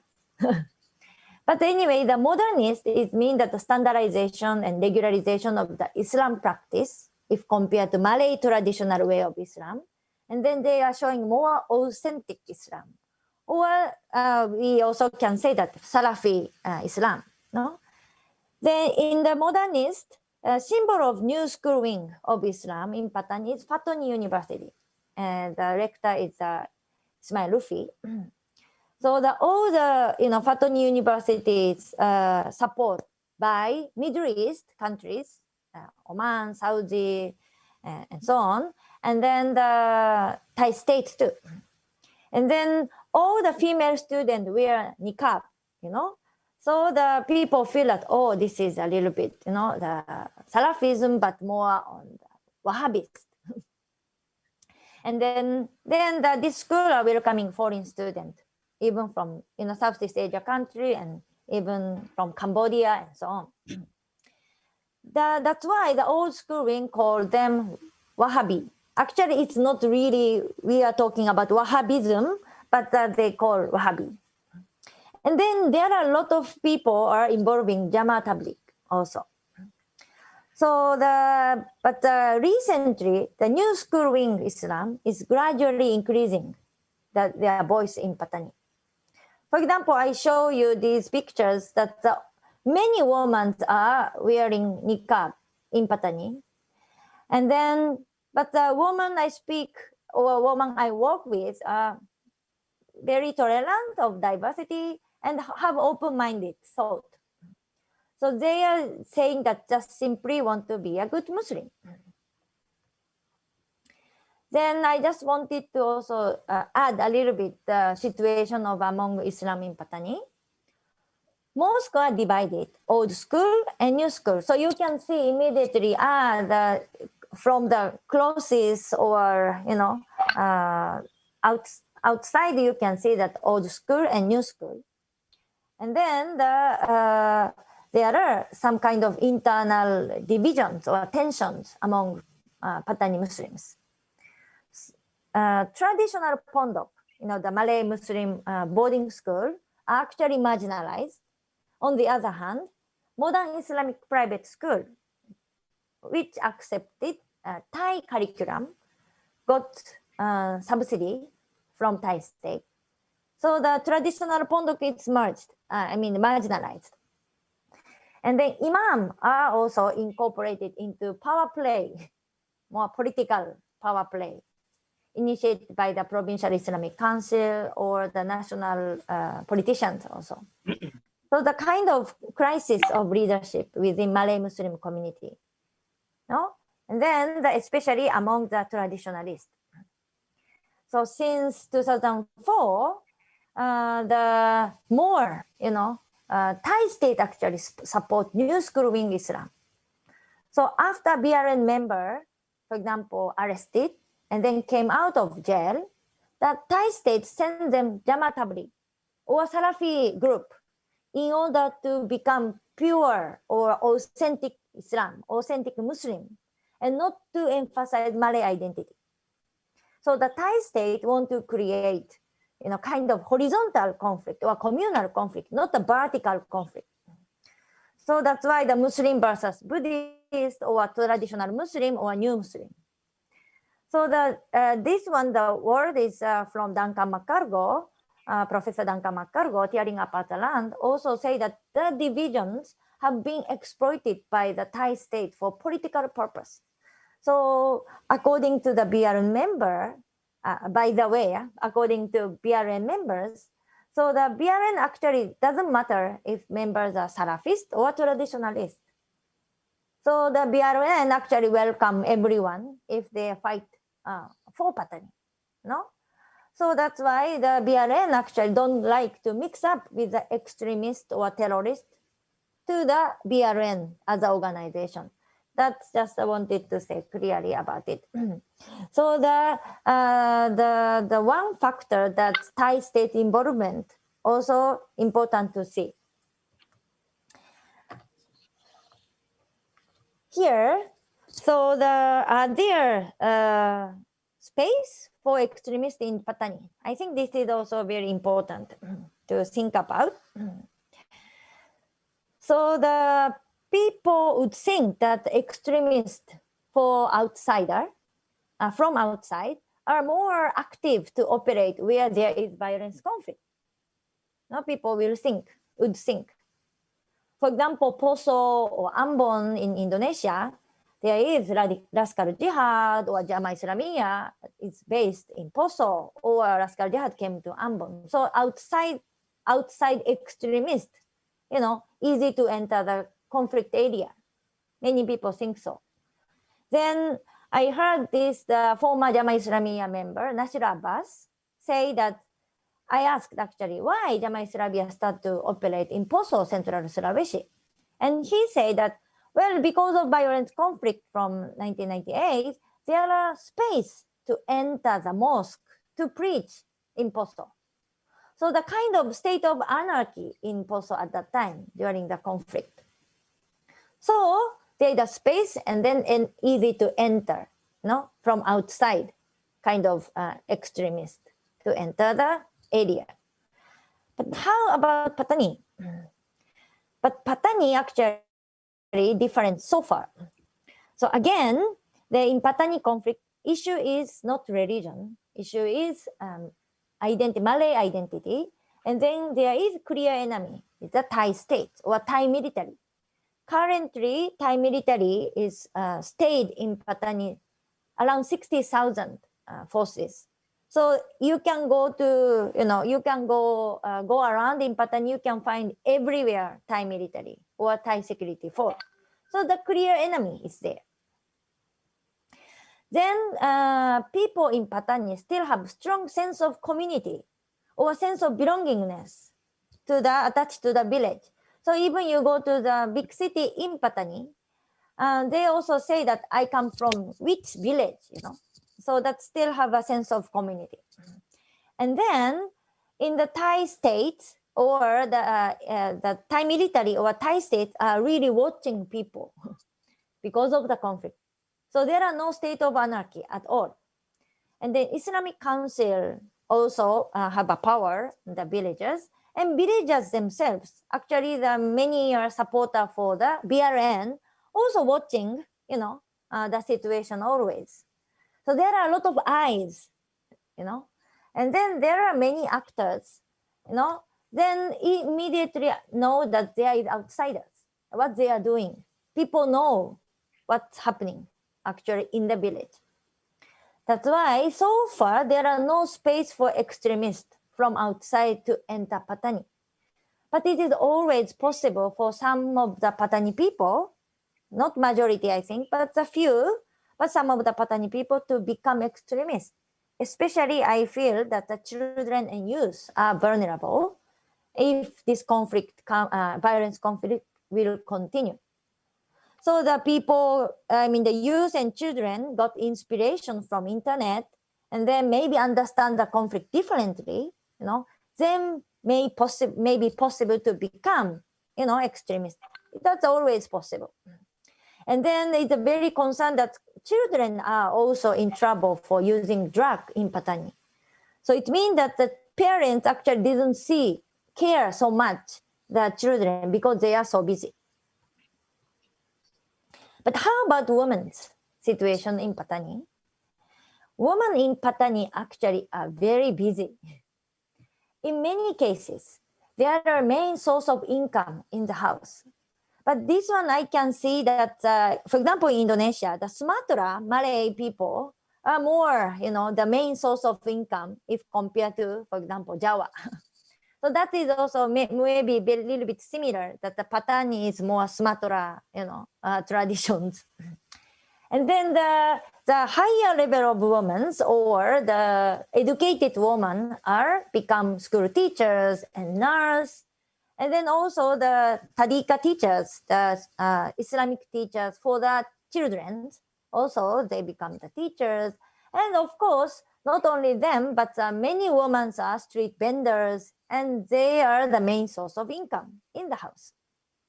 Especially if husbands are BRN or fighters, and they are busy to work for their activities, so who are taking care of family is all women.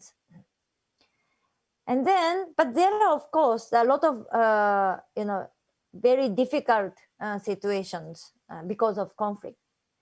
So because of the violent conflict, men are arrested, or it means that husband are arrested and then free to Malaysia. So no man in the village or among the family, no young men, not in the house, not in the village.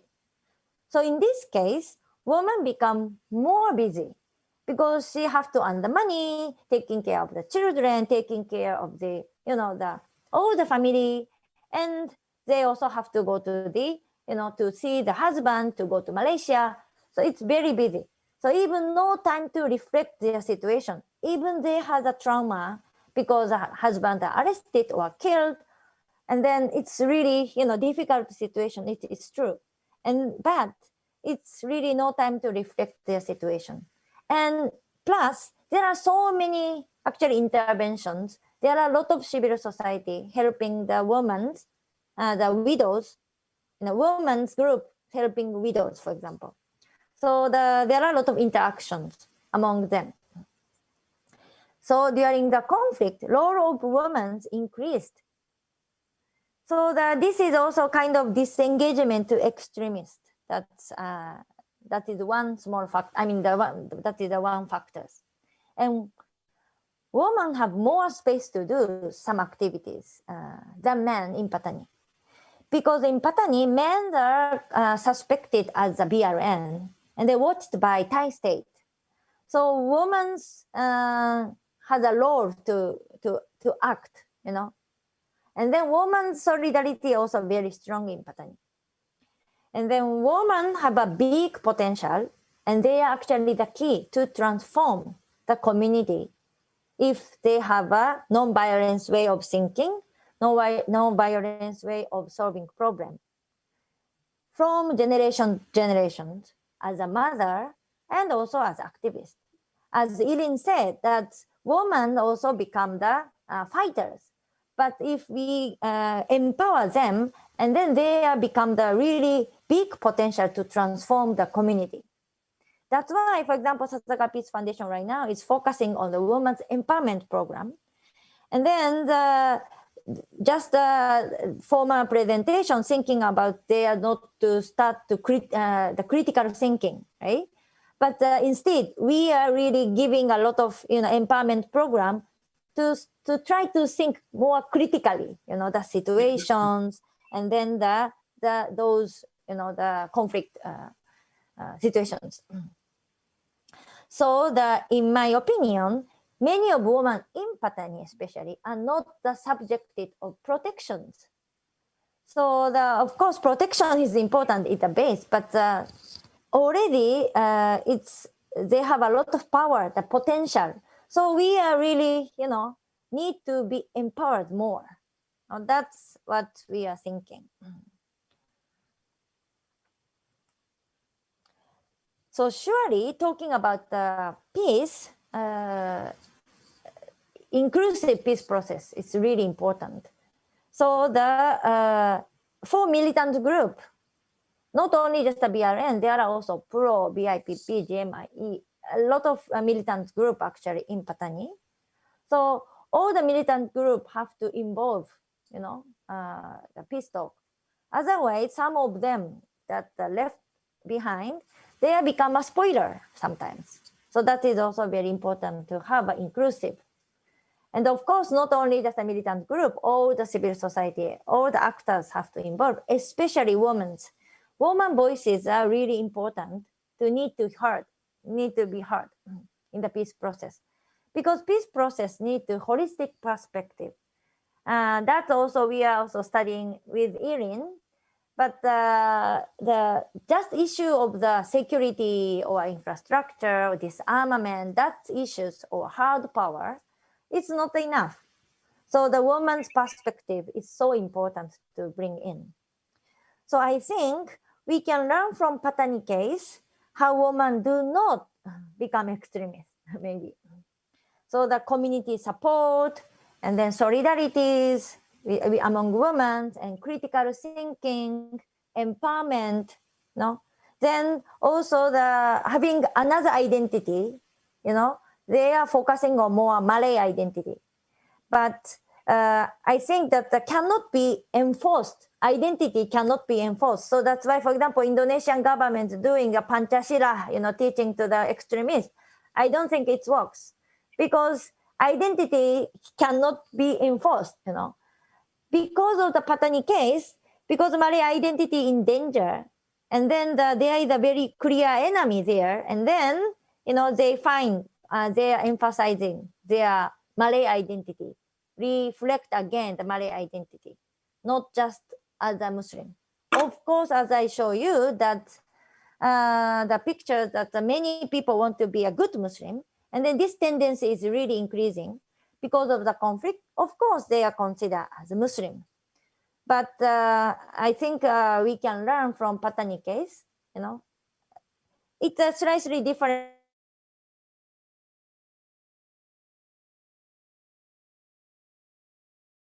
on the issue of extremists and vulnerability of women and children, and through the Patani case too. Thank you very much.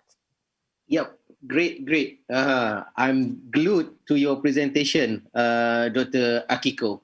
Yeah, so it is very interesting discussion, and I can see from the presentation how you differentiate between two main things here, which is one is about the freedom fighters and the other one it is about the terrorism activities. And in the case of women in southern Thailand, it is completely different. And from my finding as well, there are different or they have no such relationship between terrorism activities in southern Thailand.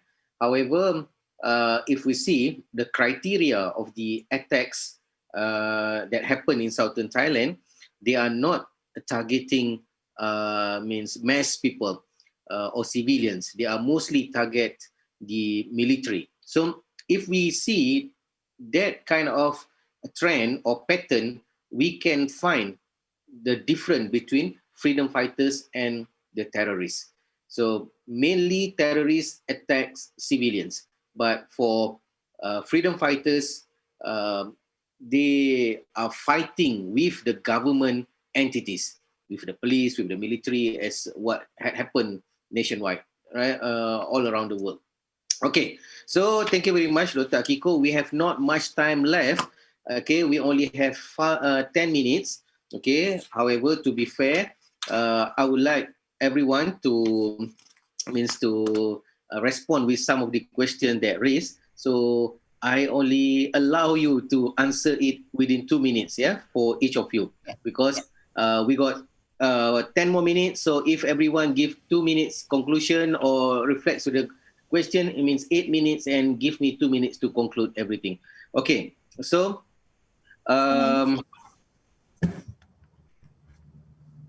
okay, hang on. I would like to read the first question to by Irene. Okay, so this is from Mira Kusumarini. Okay, she asked you, okay, on how do we define and measure concrete success indicators of the emergence strategy. Okay, so at the 5:37 a.m. Saudi time, or I think 9:37 of Indonesian time, this question been raised. So please, Mbak Irine, if you could, Irine, if you could reflect on that, yeah, please. Thank you, Professor Mizan. So I happen to take notes of 2 questions directed to me in the chat room. One is from Sister Mira, and another is from Yusran. I think it's from the CRCS University Gajah Mada. I think these 2 questions are related to another. I apologize because I must leave at 3 o'clock to pick up my kid from school. So I need to. No problem. Yeah, I can address these 2. Okay, so how do we define and measure concrete success indicators of the emergence strategy? Measuring success indicators are what is always become our homework, from the government perspective, but also from the civil society organization perspective. Therefore, several of studies, for instance, released by the OSCE studies with regard to WPS and CVE, I think both of them published in 2019 and 2020 separately, mention about how to include the indicators to apply in order to look at the emergence of WPS and PVE strategies in terms of reformulating the gender analysis in the security sector, for instance, or in the particular development sector. But we should also understand this forum, I think, particularly because there is this discussion on the security sector dimension, but also in the development sector. And basically, PCVE is, in Indonesian context, already put into the development context. If we remember, the government already put counter-terrorism or anti-terrorism as part of our development approach, meaning that each line of the ministries already recognize what are the impacts of terrorism. Those that signify the efforts in terms of the intra-coordinating ministry coordination forum. But here's the clue. Somehow, what government already put or already lay out in the development plan still find a gap in terms of the effective implementation or in the coordination or in the internalization among actors. Hence, we only could afford to have 15 piloted regional action plan. Regional action plan is a consequence of the Indonesian National Action Plan in terms of WPS. The same question was appeared when we discussed about the National Action Plan of Preventing Violent Extremism. So from these two sides, we could also discuss about defining and measuring success indicators if we could define a gender impact assessment tool, because what connects WPS and PVE is still related with the gender dimension. And if remember also, there is this draft of law that Indonesia is not have yet, meaning the Undang-Undang Pengarus Utamaan Gender or Gender Mainstreaming Law, which is very much needed actually in order to connect different policies with regard to gender dimension. And in this case, we're talking about mainstreaming WPS and PVE policies in terms of policy formulation, as part of the policy formulation process, but also as part of the indicator to measure the degree of success of the program approach by the integration of these two camps. I hope it is quite succinct in explaining the macro perspective. But the second question comes from Sunan. Actually interesting because you quote Fiona Aulain, who studied UN document related to PCVE in 2016. Your main point will be to what extent democracy affect women and CSO in general who are actively government who are developing the PCVE policy. So the second one, so from Hoiria, she's trying to get some explanation from Dr. Inayah. It is about the HTI woman, Hizbut Tahrir Indonesia woman's role on the private and public sphere. Okay, so please, Dr. Inayah. Thank you. Thank you, Pak Mizan. I'm trying to answer the questions from Anneli. Thank you. Yeah, I agree that actually gender approach and feminist approach is very interesting. We have a long talk with Mbak Ruby about this actually, because if I myself as a researcher and also as a academician, I'm sure that if we use only security approach, it's going to be maybe you'll be successful, but maybe it's not what you call that. It's not that's effective, because as I said you earlier, that this is not only about what you call that, how you force people to change, but it's about how they think, how they have in their mind. This is about the ideology that they have. So we are talking about something very complicated. And it's in the individual level, which is, according to me, it is important to use what we call as a multicultural approaches, and listen to their story, and then, listen to what they need, and listen to the history they have to become this kind of women include in or engaging in this radical and violent extremism. Yeah, I agree, and I think I will keep in touch with you, Ibu, and we can maybe have a collaboration, yeah, right, to do further research and then seeing these women actually. And then Mbak Riri, she's my best friend. She's my student, so but now she's my best friend. So I'm old, right? Yeah, Mbak Riri. Yeah, this is very interestingly. I myself am really shocking finding that this is a kind of new phenomena.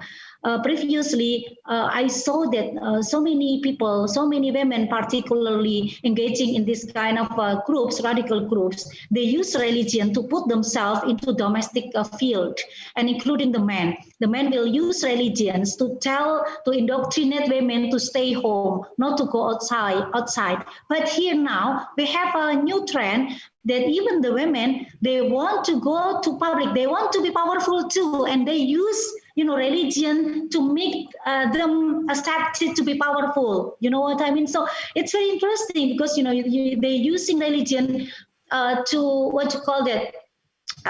To put themselves in both areas. Yes, of course, this is a multiple burdens, of course. But again, back to their ideology of destiny, because they think that, multiple burden is the destiny, things that they have to accept it to go to the heaven. So for them, burden is, key, like polygamy, key to the heaven. So, oh, well, this is a kind of way of thinking that they have to change, we believe. Yeah, but this is what they have.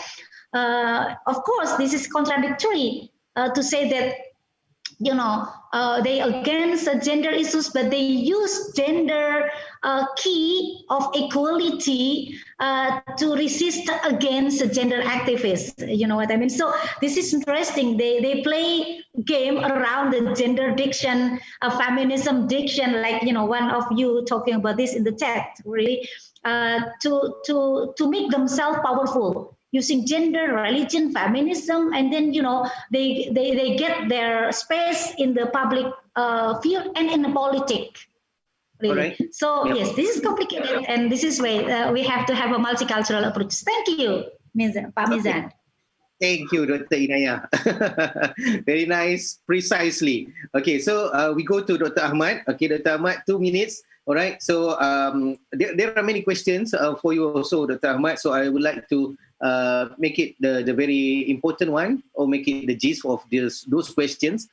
The one actually they asked from Mbak Ruby actually, how the people react with such a policy implemented by the Malaysian government in bringing back to the returnees. The second one, there are also Mr. Isa Aksa from Malaysia also asking about what kind of rehabilitation programs for women and children. Okay, Dr. Ahmad, please. Thank you very much. The first question by Ruby, I would say, can you hear me? Yes. Okay. There are three reaction from that decision, government's decision to bring them back. Number one, they completely oppose that decision because they say that it's going to create problem inside the country. And the children that coming back from there is going to be the new generation of jihadists. That is number one. Number two, many agree with the government's decision to bring them back, believing that if we bring them back, then we can solve the problem internally, we can put them in rehabilitation, and then the problem can be settled here. And number three, some group of people are not sure. They're quite confused, like whether or not it is a good idea to bring them back, or it is better to let them stay in there. So these are among the three the reaction from that decision. But I believe that majority agreed with the government decision to bring them back, because we have cases before that if we let them to stay in there, they're going to create another problems. Second question is, of course, number one, I would say there is a very little research on women rehabilitation in Malaysia. Perhaps in Indonesia, we have a lot. Therefore, I think we can focus on this in future. And women's rehabilitation is, in this context today, is conducted by women academics and experts.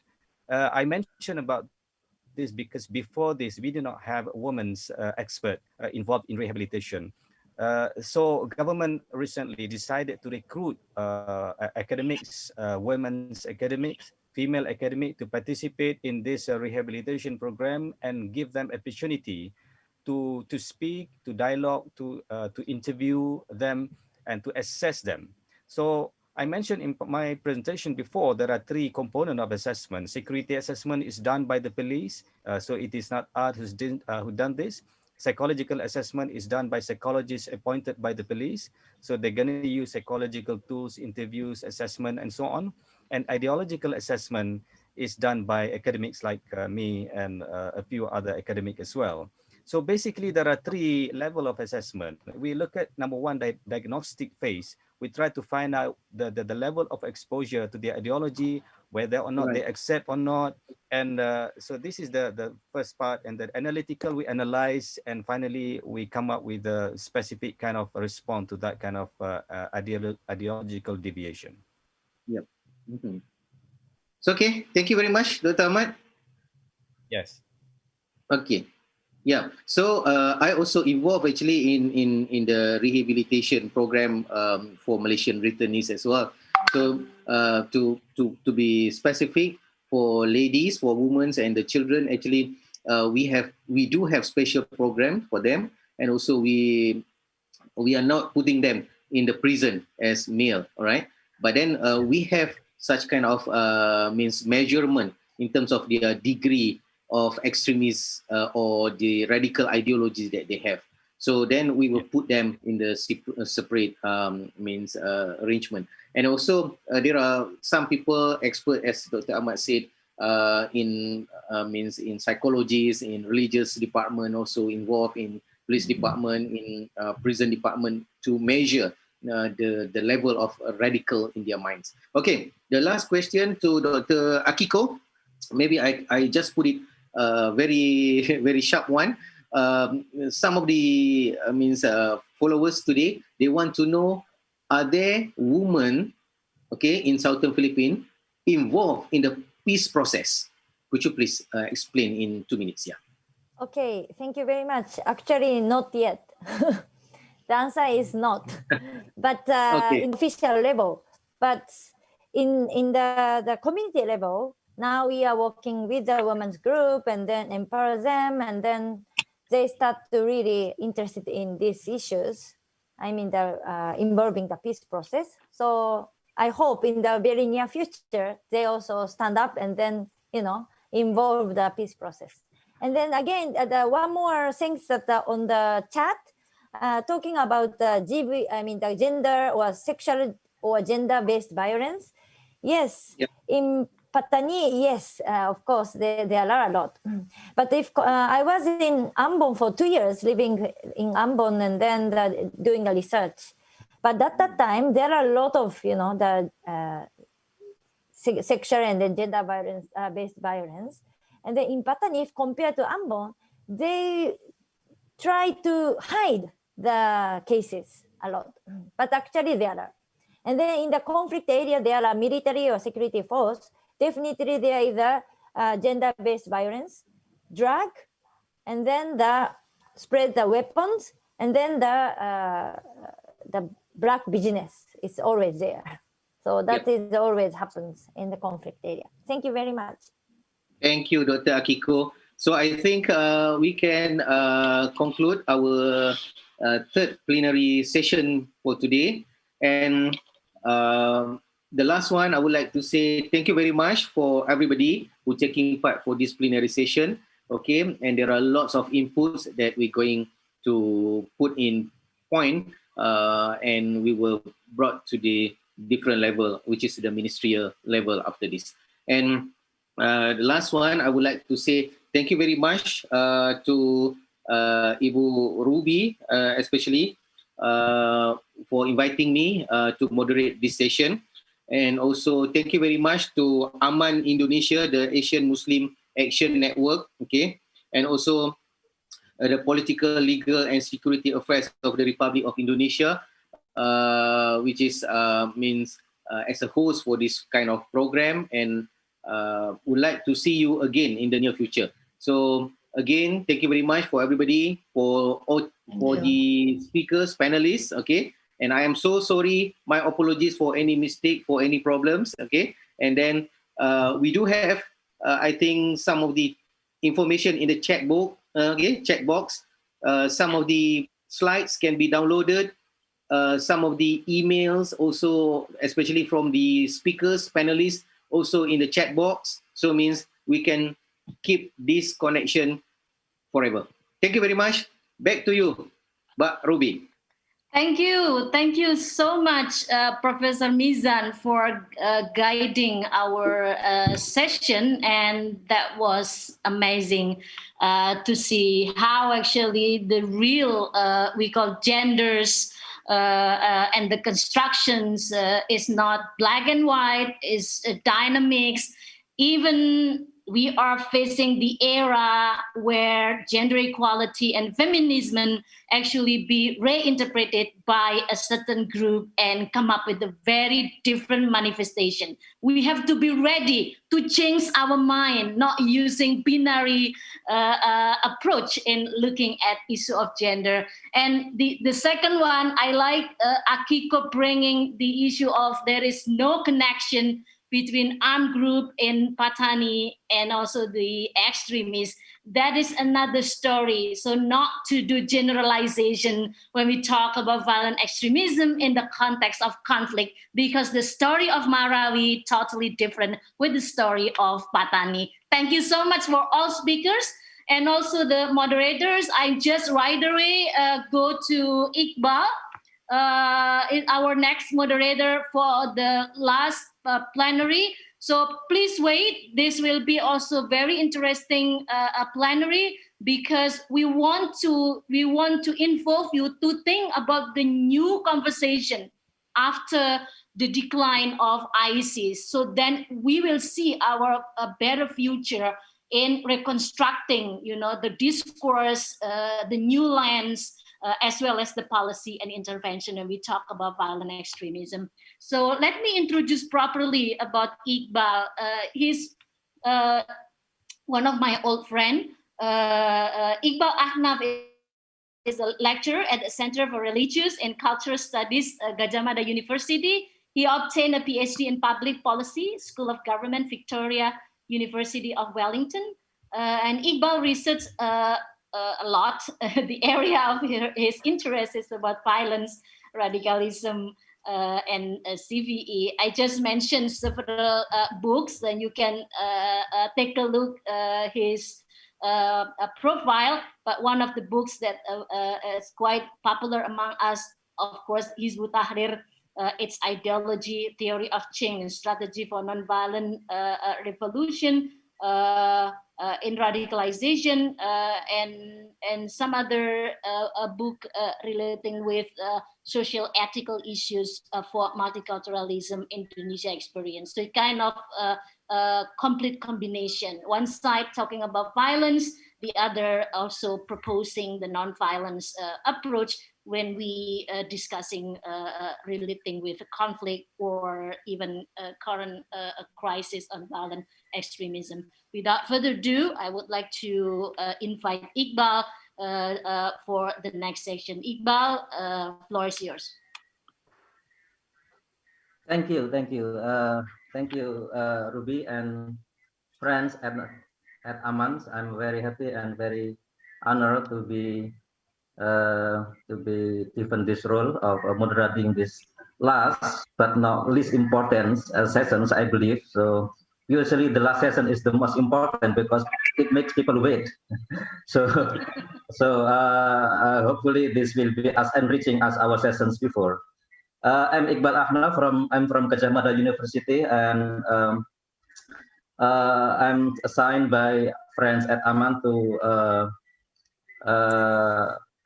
moderate these sessions, and I want to check before I start if our all speakers has been here. So can I check if Mr. Muhammad Faisal Abdul Aziz is here?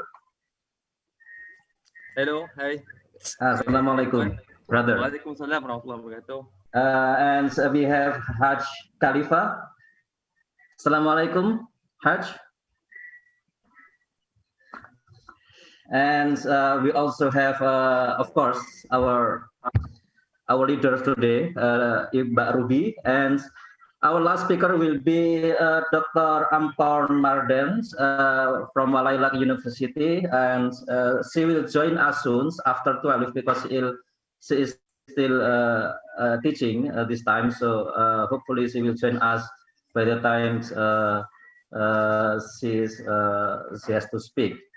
So let me start these sessions by reminding us about a story that I often cited when I wrote about the issue of radicalizations. About 9 years ago, 2011, there is a young man, but was a young man by the name of Muhammad Sharif. He was found dead because he put a bomb on his belt, and he entered a mosque. The mosque was in the police headquarters in Cirebon, West Java. So when the Muslims were doing the prayers, and he was in the line of the staff of the Muslim, and he blew up himself and killed a number of people in the mosque. And it was a tragic story of Muhammad Sharif. And Muhammad Sharif was a young man, and he was attracted initially with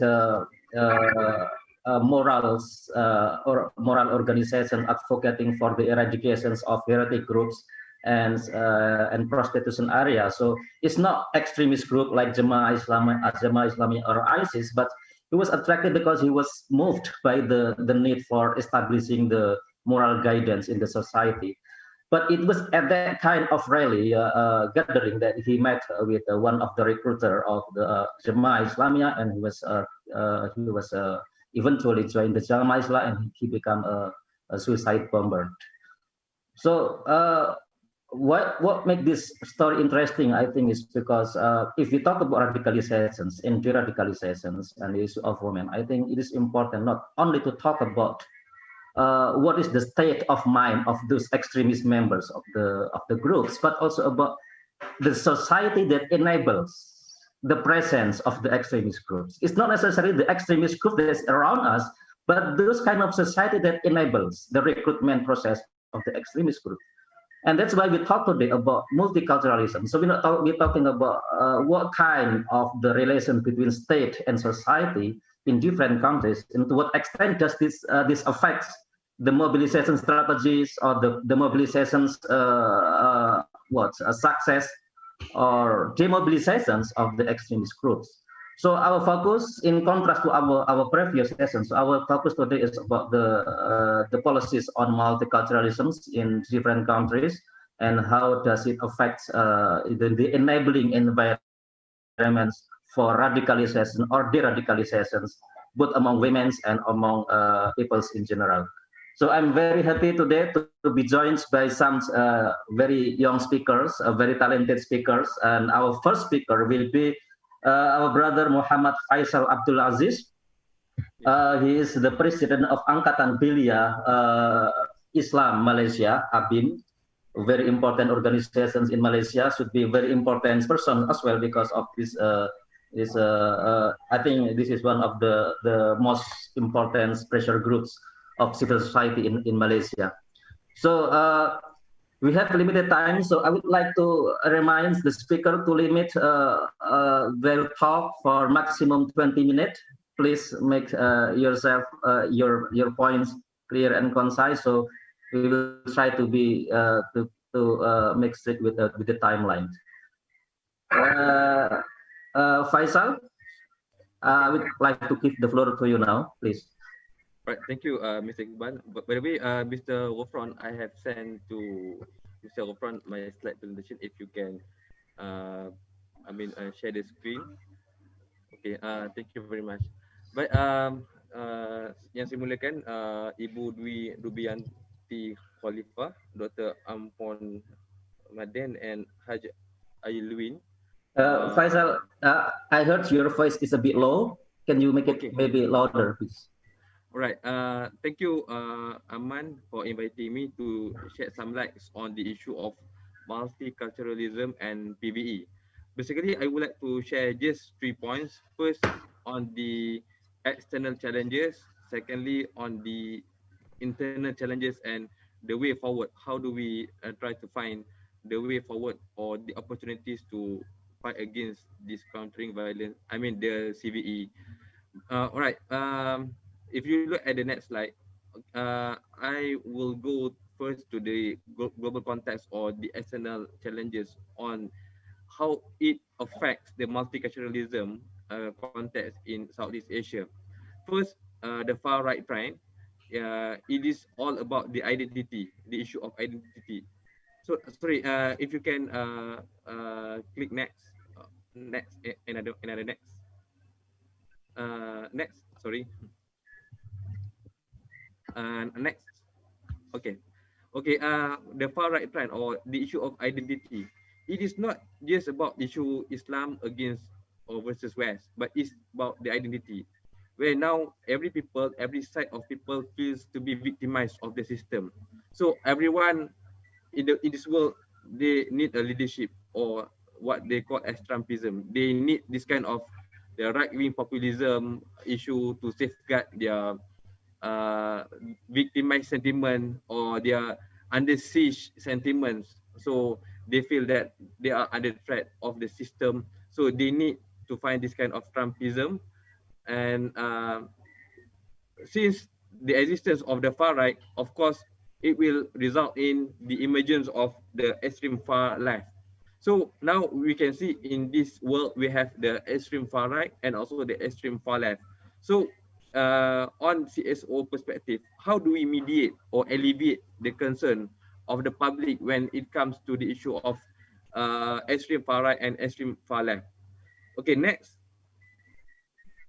Okay, so when we talk about the multiculturalism, of course, there are dichotomy between the universal values and cultural relativism. Now, we can see the certain group of people who really or strongly upholding the cultural relativism. They seems to reject all the way the universal values because they perceive the universal values as something that hamper or that can cause threat to their rights and so on.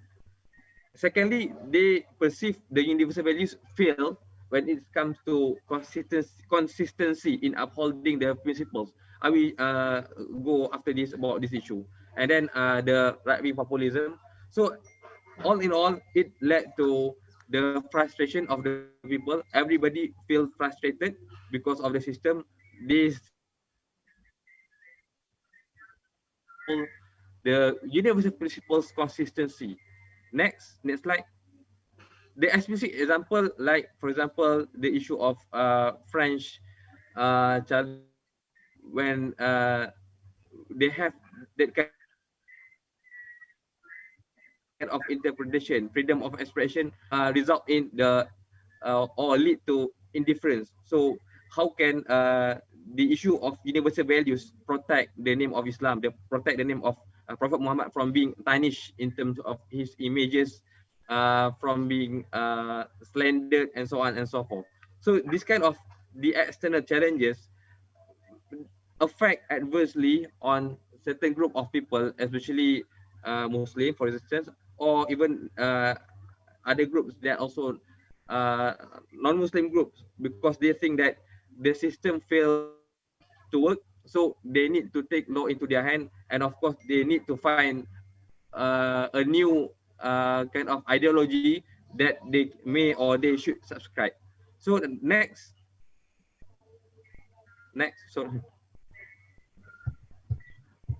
This kind of the things that always being highlighted by them, they want to play the narrative that they are the victim.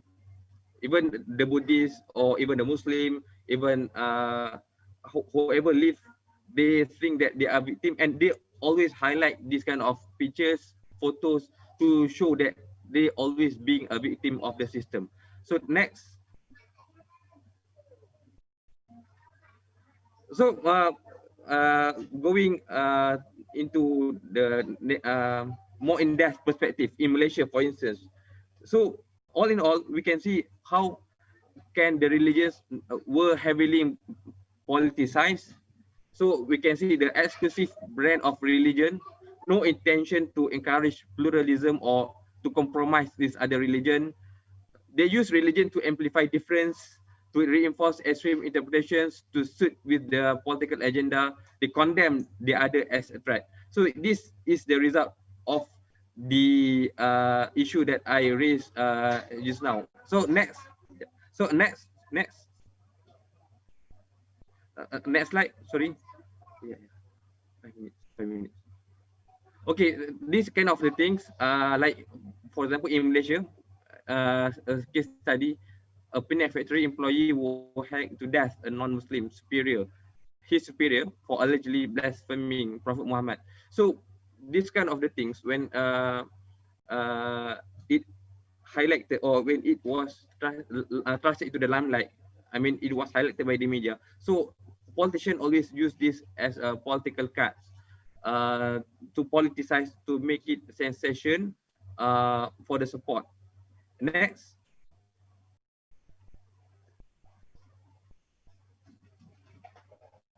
Sorry, next.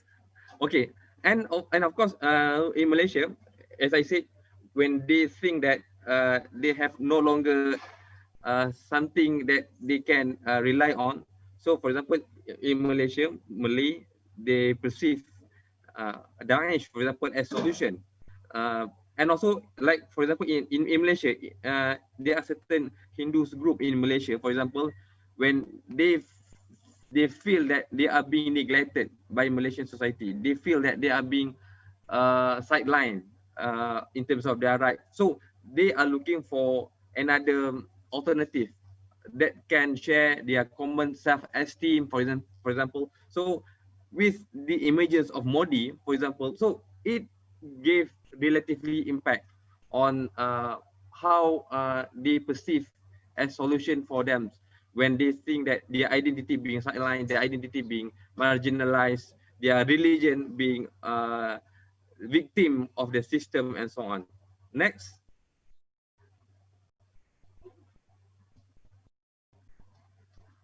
Next. So we can see from the survey, mainly from the Muslim side, they always feel the difference as hindrance. I mean, to have the common ground.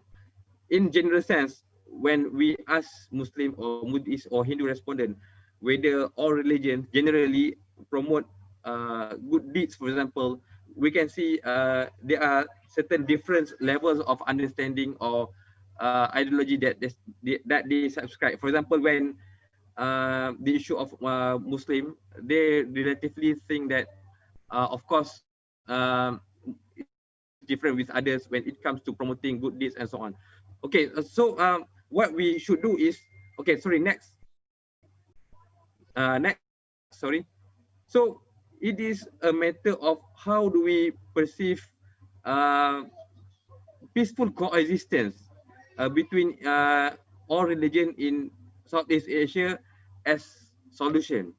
Our main challenge is the failure on our part to reflect on the dynamism of the peaceful coexistence in Southeast Asia, which was established hundreds of years ago, which formed the foundation of an asset to prevent violent extremism. Even in fact, in Southeast Asia, in Malaysia, Indonesia, Thailand, even in Myanmar, we have been living in a so-called peaceful coexistence, especially between Islam and Buddhism. Even if you look at the percentage in Southeast Asia, whether you like it or not, we have 40% Muslim, 40% Buddhist, and 20% rest from other religions. So we have this kind of society being established since 100 years ago. So we need to look back at the dynamism of the peaceful coexistence, the interaction, the civilizational interaction between kingdoms in Southeast Asia, for example, where we established the concept of cosmopolitan Islam among Malays during the pre-colonial era. We can see we have witnessed the spirit of sharing the responsibilities and rights to ensure the progress of Southeast Asia civilization. So this kind of the things that we need to do, we need to enhance more common understanding, especially between Islam and Buddhism. And of course, Alhamdulillah, Abim managed to get His Holiness Dalai Lama. We try to promote the good deeds from each religion to fight against extremism, to fight against any kind of violence, hateful extremism between Islam and Buddhism. Because if we manage to find solution between Islam and Buddhism when it comes to peaceful coexistence when it comes to promoting the idea of peace, the progress, and so on. So at least this kind of multiculturalism in Malaysia or in Southeast Asia can be a solution to prevent violent extremism. Next.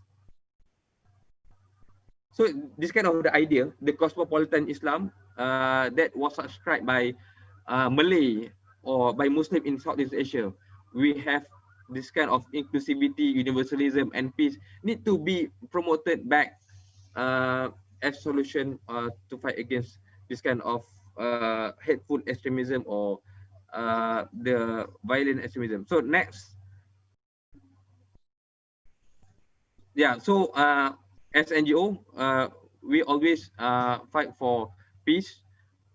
We try to reach as far as, I mean, in terms of engagement from all over the world to find a solution for this kind of CVE to fight against violent extremism. So I think that's all from me. So I pass the floor to the moderator. Thank you very much. Thank you very much, Mr. President. Very, very important points, and I think Muhammad Faisal has highlighted a very important point if we talk about the macro context of radicalizations or violent extremisms. This, the growing sense of victimizations among specific religious groups. And of course, I think we also, as Faisal has mentioned about, the trends of religious supremacisms and politicizations of religions, which I think is something that is faced now by not only countries in Southeast Asia, but also countries in many places where extreme right groups is gaining prominence in political dynamics. So I think this is a challenge for us, and I think Faisal has mentioned this very importantly. Our next speaker is actually a very interesting. It's actually a Mursyid, a Sufi masters, yeah. Hajj Khalifah Uye Luins. I'm not sure. Assalamualaikum, Mursyid. How do we call you? How do we usually call? Assalamualaikum, brother. You are my brother. You can call me as a brother. I'll be more happy with that title. All right, brother. I will call you Brother Uye. All right. All right. So Hajj Khalifah Uye Luins is our friend, our brother from Myanmar, and she is a Sufi, a master of a Sufi Qadariyah Sufi orders, and he is also the chief convener of the Islamic Centers of Myanmar. So he has been published books on Islam and comparative religions, and very importantly, Brother Uye has been very much involved in conflict resolution and peace building in Myanmar. Brother Faisal has mentioned, I think we can show in the slide of Brother Faisal earlier about the extremist Buddhist leader in Myanmar, Ashin Wiratu, which I think something will be very relevant to Brother Uye's presentation. So, Masters, I give the floor for you. Sisters and brothers, allow me to wish you with Myanmar greeting, Mingalaba, which means may there be auspiciousness upon all of you. Of course, may the peace, blessing, and mercy of Almighty be upon all our friends present here. Assalamu alaikum wa rahmatullahi wa barakatuh.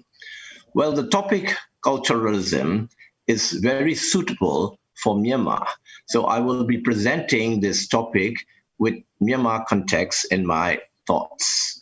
Myanmar is a plural society, and Islam reached Myanmar more than 1,000 years ago. There was a shipwreck, and it was from Arabia, and there was a very authentic naval records that Islam reached Myanmar during the 7th century. So this was well recorded, and why I'm highlighting this fact is that people living in Myanmar, they welcome the others. those sailors from that ship, they landed on the land, they were taken care by the locals, and due to their pious behaviors, of course, in the Quran, it is mentioned that there is no compulsion in religion, and dawah should be done with wisdom and reason. That is exactly what they have done. So they won the hearts and mind of the locals. So a few of the locals became Muslims. The point I would like to emphasize is that although the locals have converted to Islam, the people living there welcome them. That is the spirit of tolerance that is existing in Myanmar. That is the real beauty of Myanmar. When the first kingdom of Myanmar was established in 11th century, that is the Bagan dynasty, a very famous tourist attraction in Myanmar, it was Anorta who has founded this kingdom. Muslims were living there as part and parcel of Myanmar societies, not as foreigners nor as mercenaries. So one undisputable fact that all the Myanmar people accept is that a couple of Muslim heroes were worshipped by the Burmese people.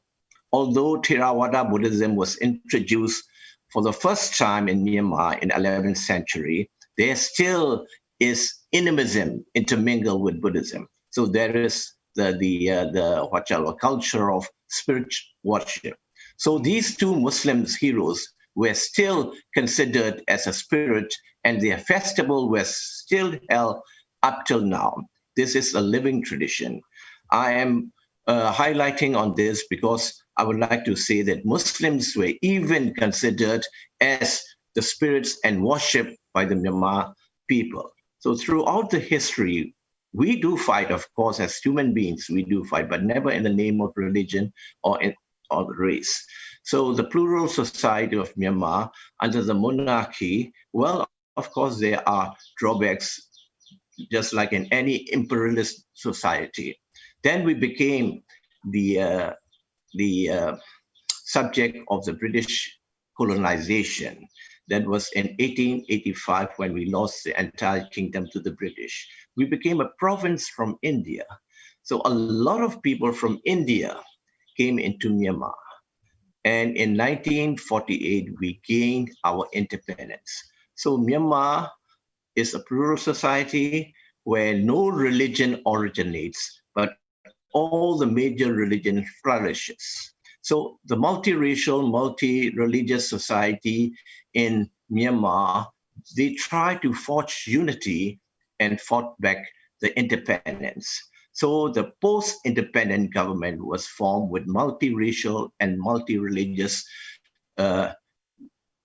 cabinet members. There were 3 Muslim members in the first Myanmar government. But unfortunately, in 1962, there was a military coup. From then onwards, religion was used as a political tool, and Islam being a soft target and easy prey. And since we lack our learned, the participant will know very well how Islamophobia was used in the entire world to gain their hidden agendas. That was done in Myanmar also. So they whip up their Buddhist nationalism by trying to create anti-Muslim sentiment. That legacy still goes on. But in 1988, when the people turned out for the call for democracy, there was an election in 1990, and the democratic forces won, but they were never allowed to form the government. In that movement also, Muslims were very ardent and were in the forefront in the democratic movement. But gradually, in 2010, there was a quasi-democratic election. The democratic forces do not take part in it because they do not feel that the constitution was democratic. But in 2012, there was by-election and there was some compromise, and the famous leader Aung San Suu Kyi was elected into the parliament. In that year, sisters and brothers, you might remember 2012, Rakhine crisis started. So this is a very clear indication that religion is used to hamper democratic process in Myanmar. This is just a short example I'm trying to say due to time constraint. So starting from 2010, using of religion as a political tool become more and more prominent. I often use the word religion being hijacked. Buddhism, being a very peaceful religion, was radicalized by those people with hidden agendas. Just like our respected moderator has mentioned, monks like Wirathu were indoctrinated by those people and used to inflame anti-Muslim sentiment. So in 2015, there was an election and NLD won a landslide election. But NLD dare not show their sympathy to the Muslim openly, because there was a propaganda against NLD that if NLD win, the Muslims will Islamize Myanmar, just like they have done to the Malay Peninsula. So allow me to request our friends from Malaysia, Indonesia, Singapore, and so on, to try and clear up this misconception that they are trying to create, that Malay Peninsula was once a flourishing Buddhist state, but there was an onslaught of Islamization and Buddhism was driven out by the Islamists. So this is a trend they are still using to propagate. So my friends, please try to clear up this misconception whenever you have this opportunity. So now we have just finished our third election, and surprisingly, Alhamdulillah, NLD won a landslide more than they have gained in 2015. But just like people like Trump, the bad losers, they don't want to accept that they have lost, so they're trying to make all sort of troubles. I don't know what will happen. But what I would like to say is that NLD has nominated 2 Muslim candidates, one in Yangon and one in Mandalay. Both of them were very prominent. One happened to be a youth, another happened to be a woman. The two, the major human resources that we need to empower, women and the youth. And Muslims were chosen by the NLD leadership, one youth and one woman. So the youth also won a landslide in a township where there was about 40% of Muslim, but he won a majority with 85%. That means most of the Buddhists voted for him. As for the lady, she was from Mandalay and she contested in the constitution where there are 80% of Buddhists. After her nomination, there were opposition from the radical Buddhist monks in that area. But NLD persisted and named her as a candidate there. She won also a majority with over 89%. So this shows that the trend is quite encouraging, but there is hidden sinister plan by those people who have hijacked the religion to try to use religion to counter this multiculturalism. What they are saying now is that democracy and multiculturalism, the globalization, they are all against nationalism. So nationalism is being targeted and being bombarded by this multiculturalism. So their slogan is Buddhist nationalism. And in order to enhance Buddhist nationalism, they are saying that the Muslims are the one that need to be suppressed. So these are the trends that is happening at Myanmar. On top of that, this COVID-19 pandemic. During the crisis, whether it is natural or man-made disasters, Muslims came out in force, hand in hand with other people from different races and different religions. During this pandemic, I should even say it's a blessing in disguise. People saw how Muslims have come out to assist, especially those people in the quarantine centers who need this special dietary specialties, for they are Hindus who are vegetarians, they are Buddhists who avoid meat. So that is how the Muslims have come out to provide meals to those people inside this quarantine areas, where they provide not only halal food, but also vegetarians and some other food where all the people from different races and religion can eat. Not only that, they were also volunteering as volunteers in this COVID-19 campaign, and Islam is gaining ground. The result of this 2020 election shows that Buddhists are now voting for the Muslim candidates, which shows that the slogan, the political the election slogan of the nationalists has failed. Because this time, NLD won a landslide, which is more than in 2015. They have gained up till now 401 seats in the parliament. But we have to be very careful, because the bad losers, as I've told, are following the footsteps of Trump, and they are trying to drag their legs and reluctant to accept their defeat. So this is our challenge. Now let me tell you something about what Religion for Peace has been doing. Religion for Peace, we have a woman chapter, Women of Faith, and we have a youth wing. They are very active, they are very ardent in their support to create a multiculturalism in Myanmar, which is the true beauty of Myanmar. As I've mentioned, no religion originates from Myanmar, but all the major religion flourishes in Myanmar. So we are trying our best, but this COVID-19 endemic has caused a lot of challenges for us, because most of us, we are confined to our home. We have to stay at home. Especially elderly person with some underlying diseases, we cannot go out at all. So what we are doing is online engagement. We are physically apart, but spiritually closer. It could be an opportunity which we could utilize, especially these online conferences and training and whatever it is. It has enhanced the capacity of our people from the rural areas.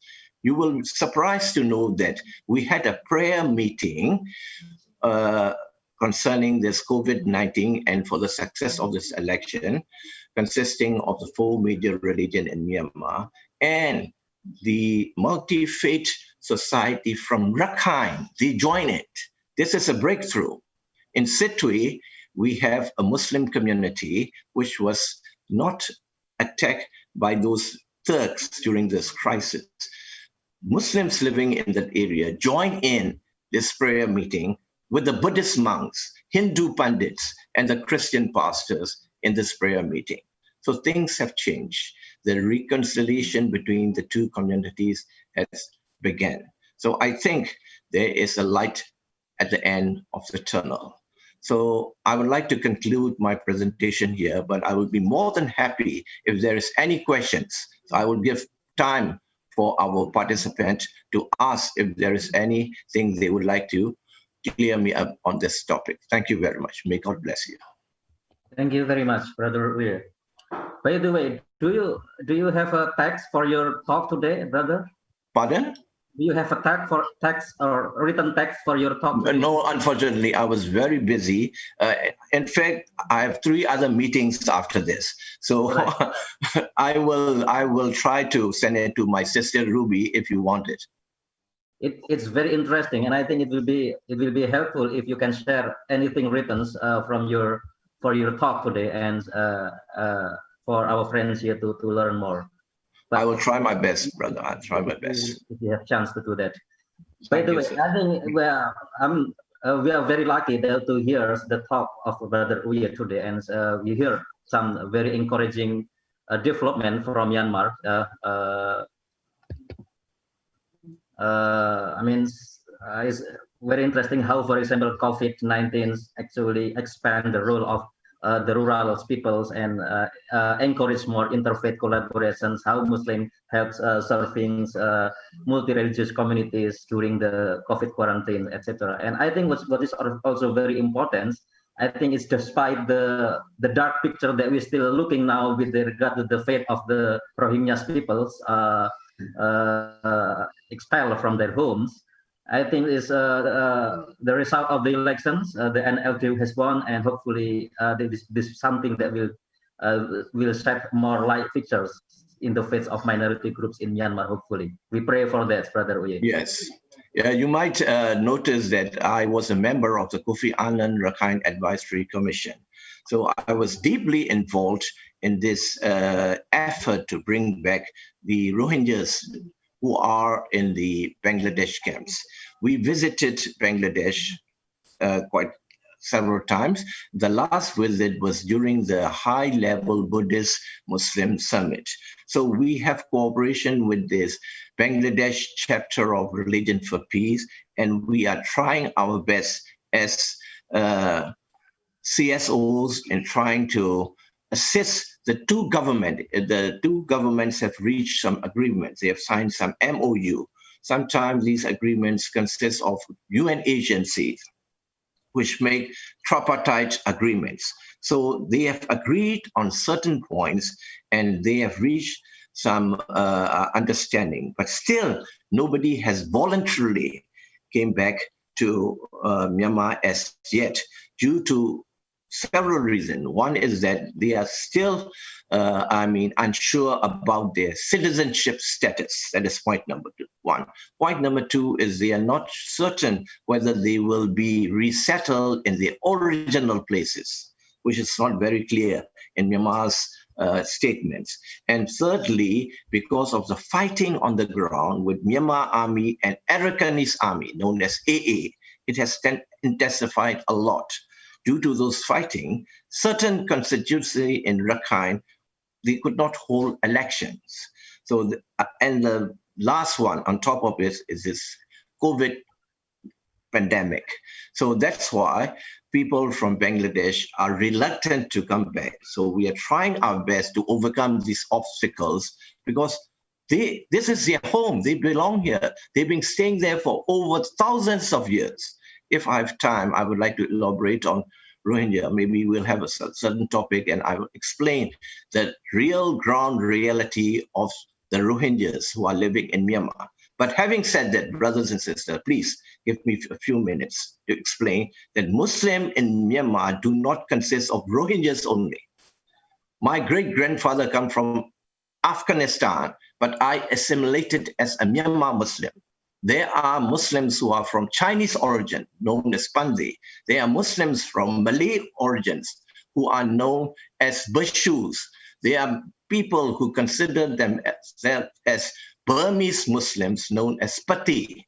So there's different stock of Muslims living in Myanmar, and we are the second majority. Rohingyas are more, highlighted, and they deserve that because they are the one who've been mistreated, become stateless, and they need our sympathy. But there are others, Muslims in Myanmar, who deserve sympathy from our international friends. Thank you. Thank you very much. Very well. That's actually answer some of the questions that has occurred in the chat room. Actually, thank you very much, brothers. And I would like now move to the next speakers. And of course, our next speaker is already very well known among us, Ibu Ruby. Ibu Ruby now is sitting as the Secretary General of Aman. Yeah, how long has you been there, Ibu Ruby? It's like okay, in the last 4 years. All right. 3 years, sorry, 3 years. 2017, I was appointed. All right. So you are now becomes a very important leaders in Aman, and so I would like directly give floor to Ruby. Okay, I'm very happy to hear, all the presentations since yesterday. That actually given me more easy to deliver my presentation now, because I don't need to highlight the background, because all the presenters already capture what happened in our region, and in particularly talking context of violent extremism. my presentation today may be a bit different with the previous one. Normally I talk about women, peace and security, and now I'm interested to introduce one of the initiatives that Asian Muslim Action Network in Indonesia started to how do you call it? To challenge ourselves to leaving our comfort zone when we have relation with people, having a similar idea. Then in the last 3 years, we moving out, and then we approaching people different ideas, including extreme ideas relating with Islam. And of course, still in the corridor, we talk about women issue. So currently, I would like to introduce all of you the practical way, and as well as the, how do you call it? Maybe the new way for some of you, how to conduct a dialogue with the people for very different ideology with us. So this project is started in 2018 for the sake of really encourage the, having safe space among ourselves, in particularly Muslim, to really talking about something that sensitive if we put on public, but it is not comfortable always to open it up. So therefore, we created a safe space, and we challenged ourselves to encourage having courageous conversation in the dangerous zone within ourselves and talking about women issue. I would like to start with the story of one of the women that engaged in this dialogue and then been successful using the dialogue tool to actually overcome the daily problem. One is actually from Tasikmalaya. So I just read it out. I was approached by a neighbor to help a family whose 1-year daughter got sexual harassment by one of family member. The whole family was insisted not to report the case. Rather, they requested the local government to close the case. And I went to the family and requested their time to talk using RSD as reflective structured dialogue principle that guaranteed confidentiality and security of each family member to share their personal feeling. So I found a comfort room to talk to each of them personally using RSD technique and magic works. They are all sharing their feeling openly, including the father who used to the most sister in the family. Gradually, he could understand the situation. After interviewing their views one by one, I created a safe space for them to share their feeling one by one. After 3 hours sharing, they came to consensus to report the case to the police and let the government-led service to take care of the victim with a proper healing process. Now, the head of unit of handling victim of violence against women and children requested me to train all counselor with the skill of reflective structured dialogue so they can handle the difficult family who did not want to report the case of violence against women and children. After the dialogue, we also receiving a lot of feedback from how they're using to respond the situation. Here, that's this testimony. We never been as close as now after the dialogue program. The second statement coming from Solo, when Shia got attacked last month by intolerance group, I could not imagine without reflective structured dialogue. It was impossible. With one day, we all agreed to take quick response by circulating statement and help out the survivor family. And then other one also confessed that when parents have pro and contra opinion over school policy, I brought them into dialogue and applied RSD, which made them comfortable to talk. And by the end of dialogue, it is easy to find a consensus. What is RSD? That's actually in your mind that I would like to talk about it. But let me start with the problem statement here that I think we're facing together by saying why radical or extremist ideology is spreading massively in Indonesia where people seems to be moderate. And how can diversities of Indonesia be source of peace? And how can women ulama play roles in increasing understanding and acceptance toward diversity? So friends, we know that despite that we're facing a lot of challenges, that we as diverse and multicultural society we have a power. And how we can use this diversity as a tool to bring, peace in our daily life.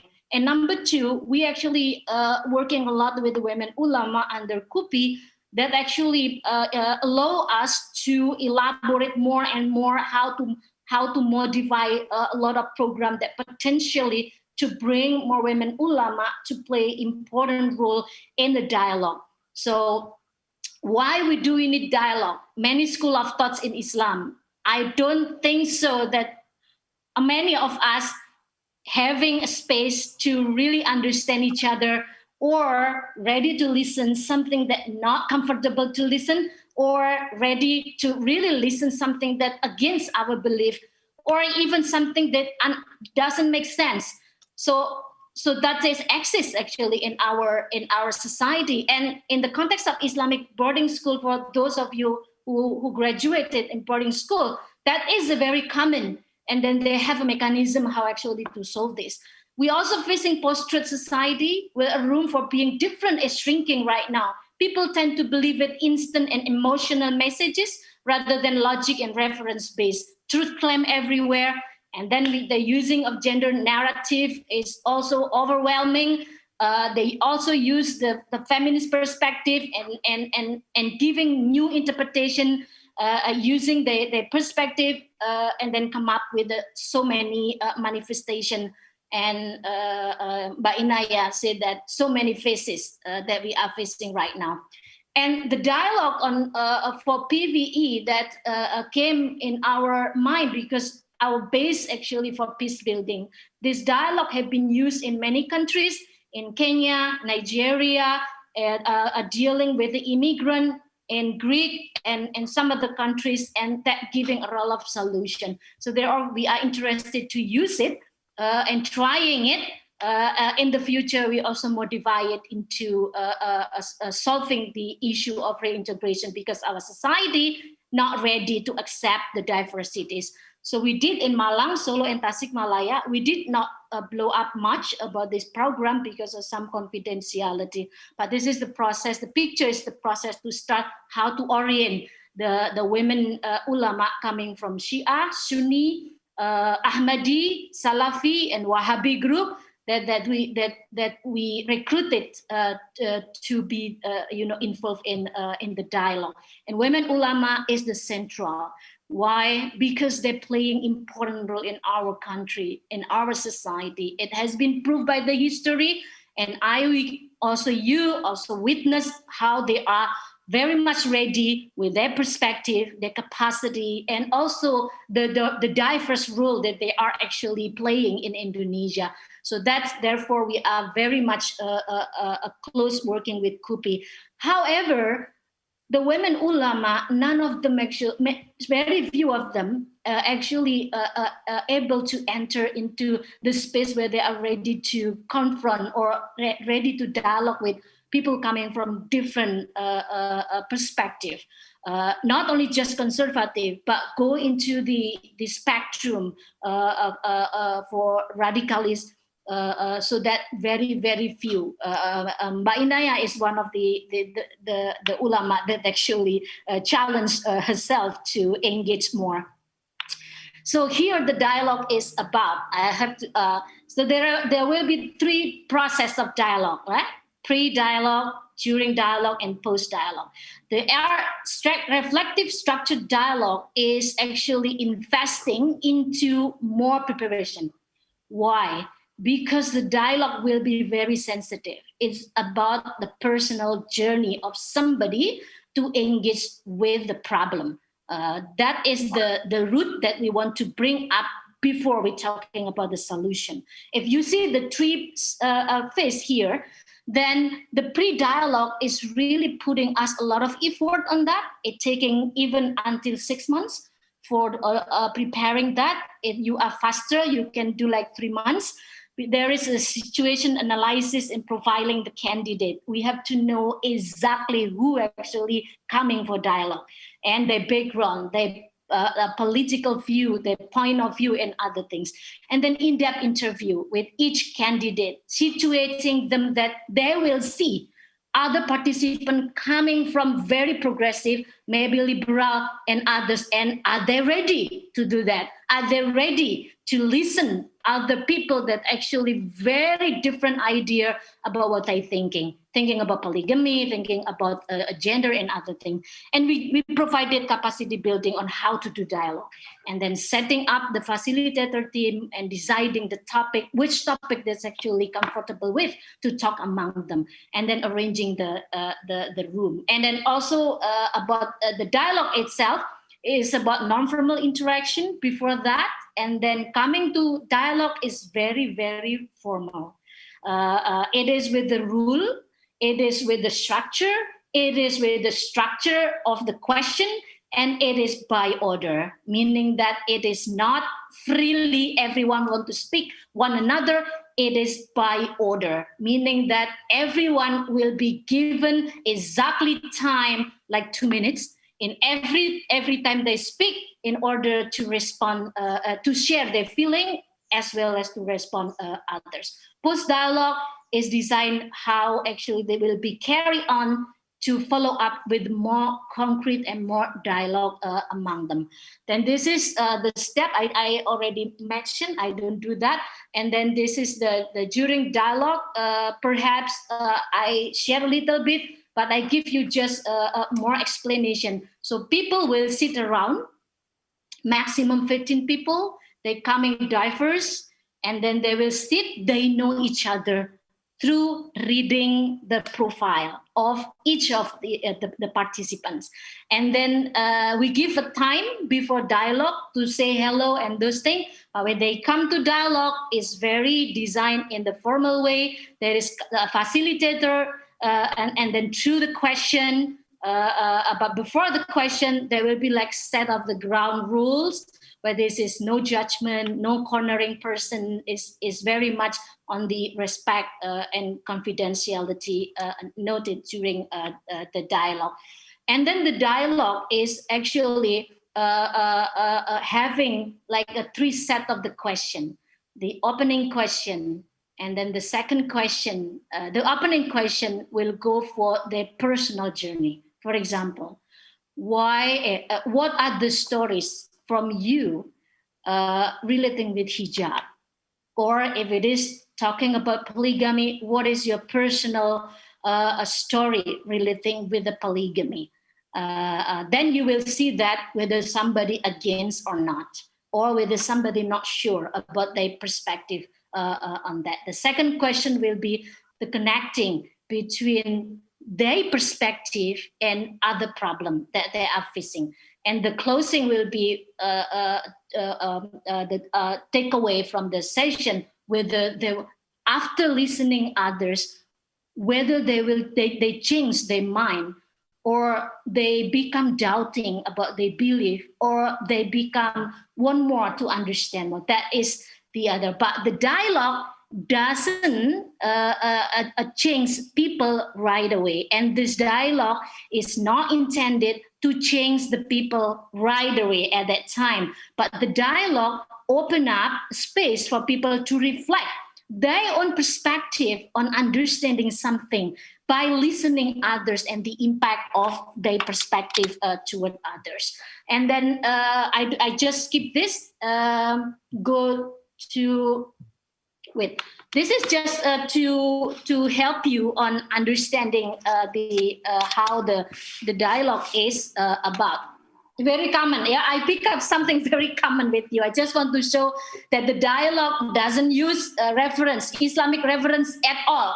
Keep it your reference wherever. We just want to hear from you. And then when we talk about hijab, for example, there are 3 divisions.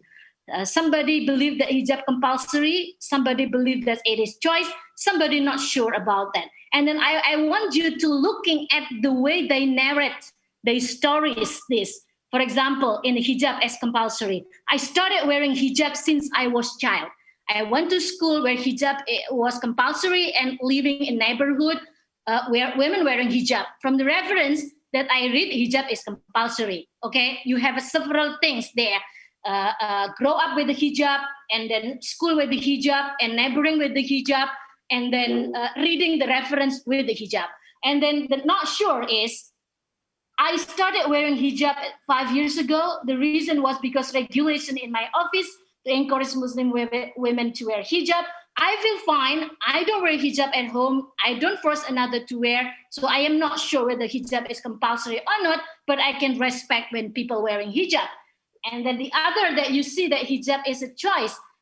I just want to draw this story and listen carefully and looking at the point where actually you can reflect yourself.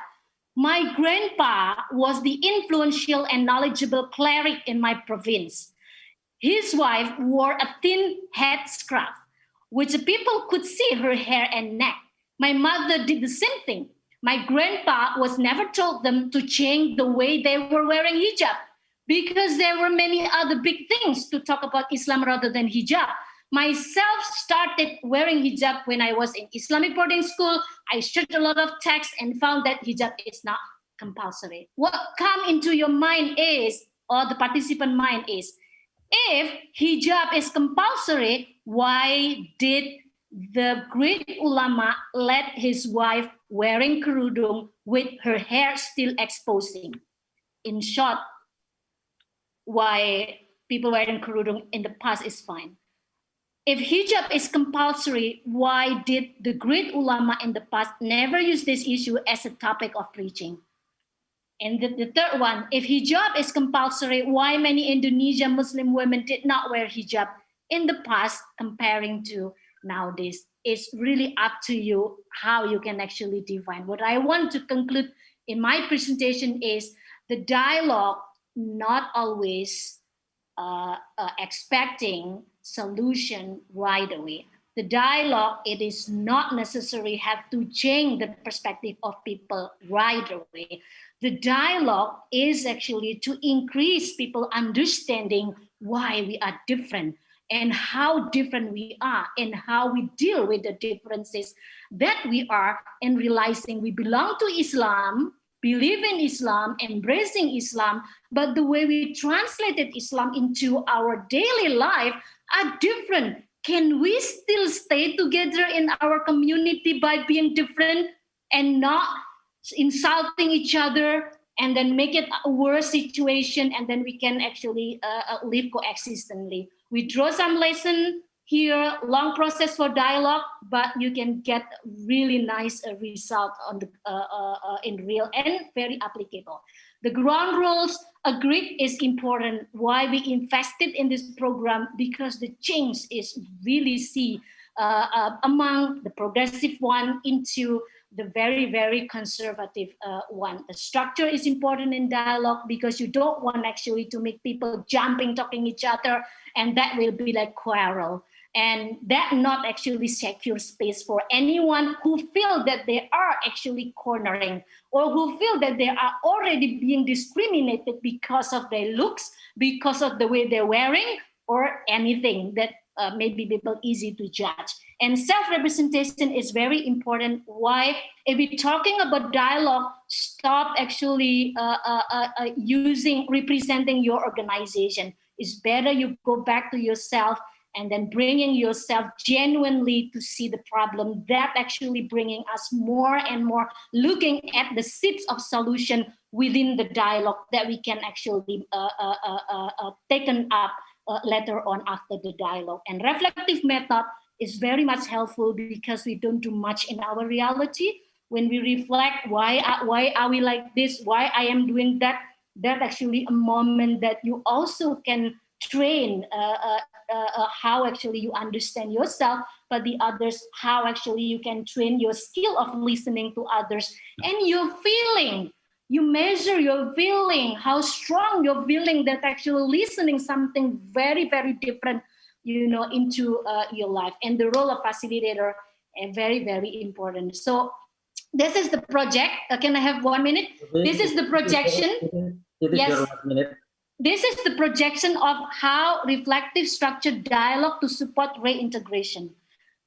Because of the result that we seeing from different ulama coming different, school of thoughts, and also political affiliation, we found that I think this kind of method can be also applied to reintegration. Why our reintegration is not successful? Because there is a part where actually we're dealing about the social acceptance that not actually taken care very well by anyone. Civil society, very hard actually doing that, but not enough resources. To be honest, I'm listening from CSAFE, listening from Mbak Mira, and some other friends doing this, including YPP, for example, but they don't have enough resources to stay in the community, while the government also don't give enough resources. But then we see that there is a too short time to notice, for the local authority to receive the returnees. So I think the best way to do is, hold on. After the government did doing some process, okay, in the at the national level, at the local level, at the same time, they need also to prepare how actually to build the acceptance among the people. And here is the scenario. This 3-step dialogue to increase understanding, meaning that we have to socialize what is the real issue that the community is going to face. What is the returnee and how they actually to encounter their fear of receiving returnees. And then we also at the same time. Hello, yes. I think you should conclude. Okay. So with that step, we also can go to the second step on having mitigation planning. This part is very crucial. If we don't do that, we are not able to actually overcome people's fear and how to do that. And then joint program is actually much easier if we're willing to integrate with the development process or the economic empowerment or any other program that actually exists in the community. So thank you so much. I hope we can start the next project and then allowing you also to exercise this kind of dialogue. Thank you, Iqbal. Over to you. Very well. Thank you very much, Ruby. I think it's a very important point. I think the point about I think the growing important role of the women's ulama, I think which we are noticed these last days, especially in Indonesia, in my place in Gayatri University, we are seeing now more women's asatid from moderate Muslim organizations are getting more schedule in the university mosque, which has been previously dominated by the Salafis and the Wahhabis. So now we can see more voices from the moderate women's ulama in religious spaces, and I think something that we should be encouraged by that. All right, so the last speaker is Dr. Ampon Mardens. It is a bit difficult for me to say the name. Dr. Ampons, how are you? Assalamualaikum. Waalaikumsalam. How are you, brother?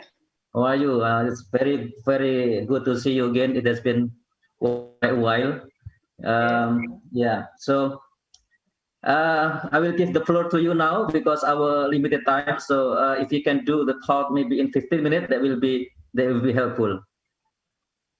Okay, thank you so much. Actually, I have to thank for all of the speakers and panelists who start beforehand, and especially Sister Ruby, who contributes a lot to work with the community in Thailand for long.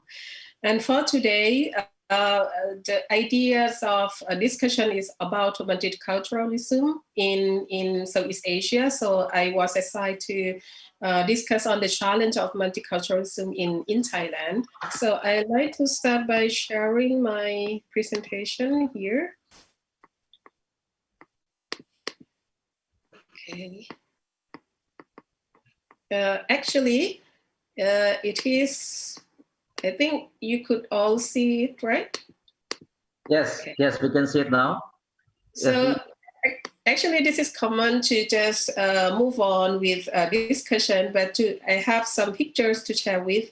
To start by the ideas of multiculturalism, we know that in our region, in Southeast Asia, we are diverse, which means that the diversity of people have coexisted more or less peacefully for centuries by using traditional forms of cultural accommodation and the modern forms of segregation that impose from the outside of a region, which is already discussed by the first speaker, the first panelist.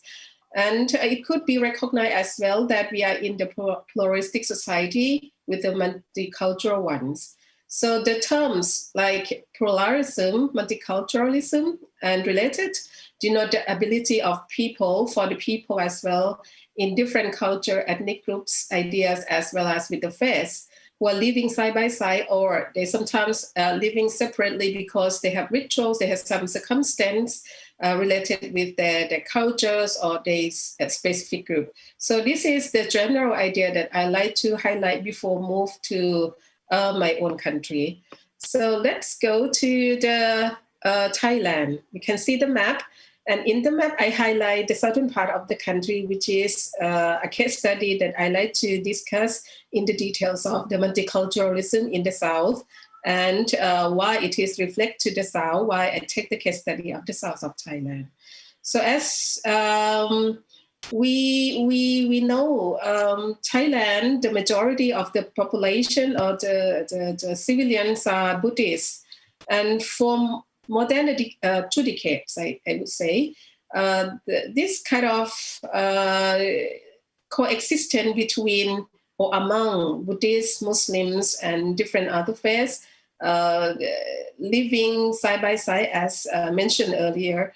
And we have increased subject of Muslim restraints on the behavior. For example, we found friends who never applied the hijab, as Ruby discussed in very details and from her own experience as well, because I also apply hijab from different forms. And until you see me at the moment, I wear the hijab since the influence of Islamic movement from the family influence as well.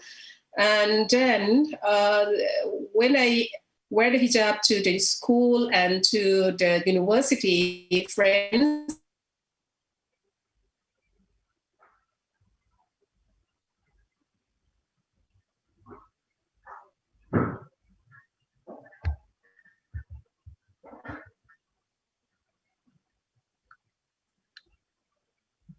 we lost. Sorry, I think we lost Dr. her? Ampon. Oh, okay. Dr. Ampon.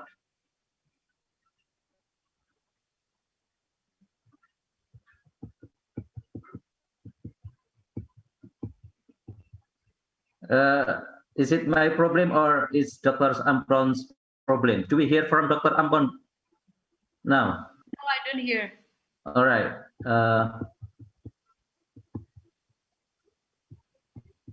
Yeah, I think we lost her.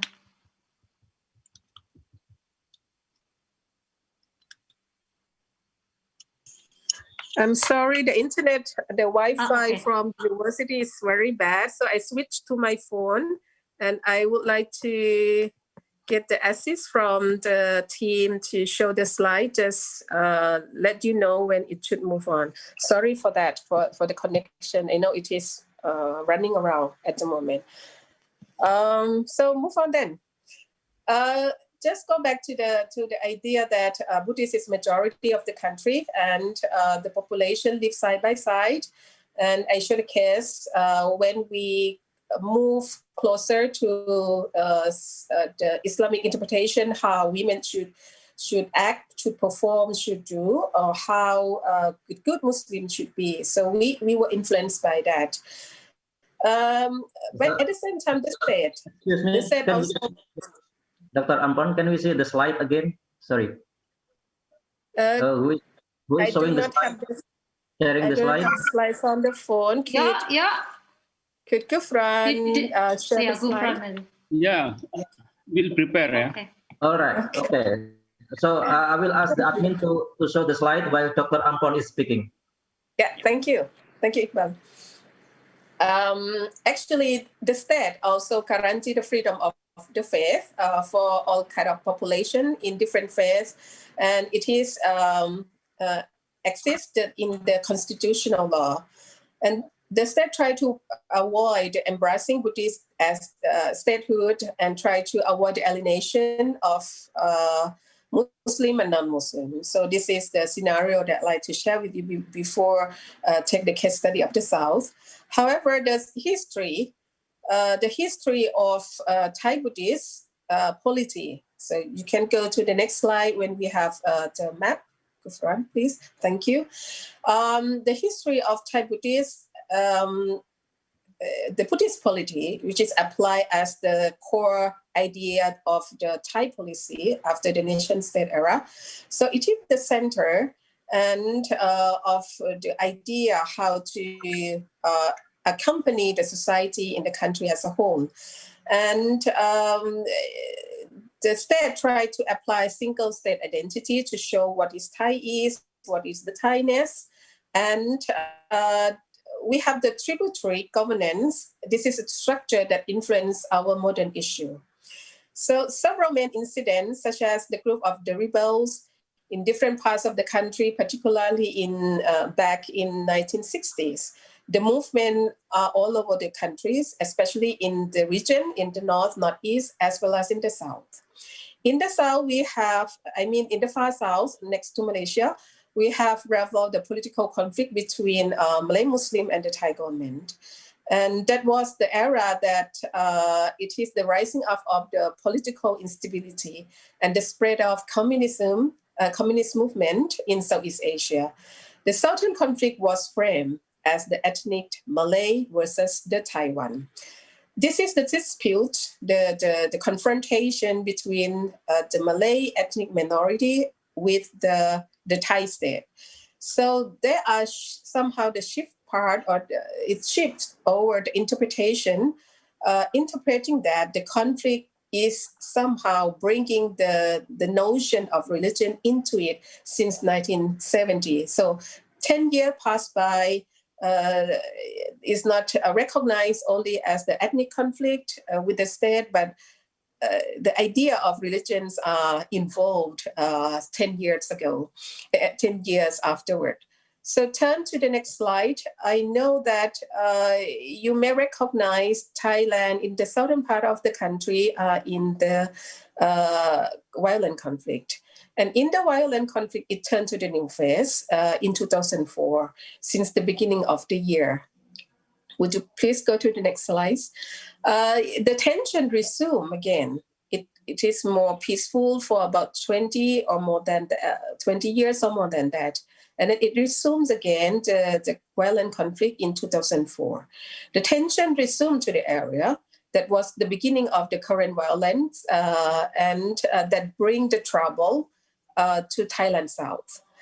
The violence within the country tends to concentrate in the area that are closer to the historical tributary, the center, the central governance.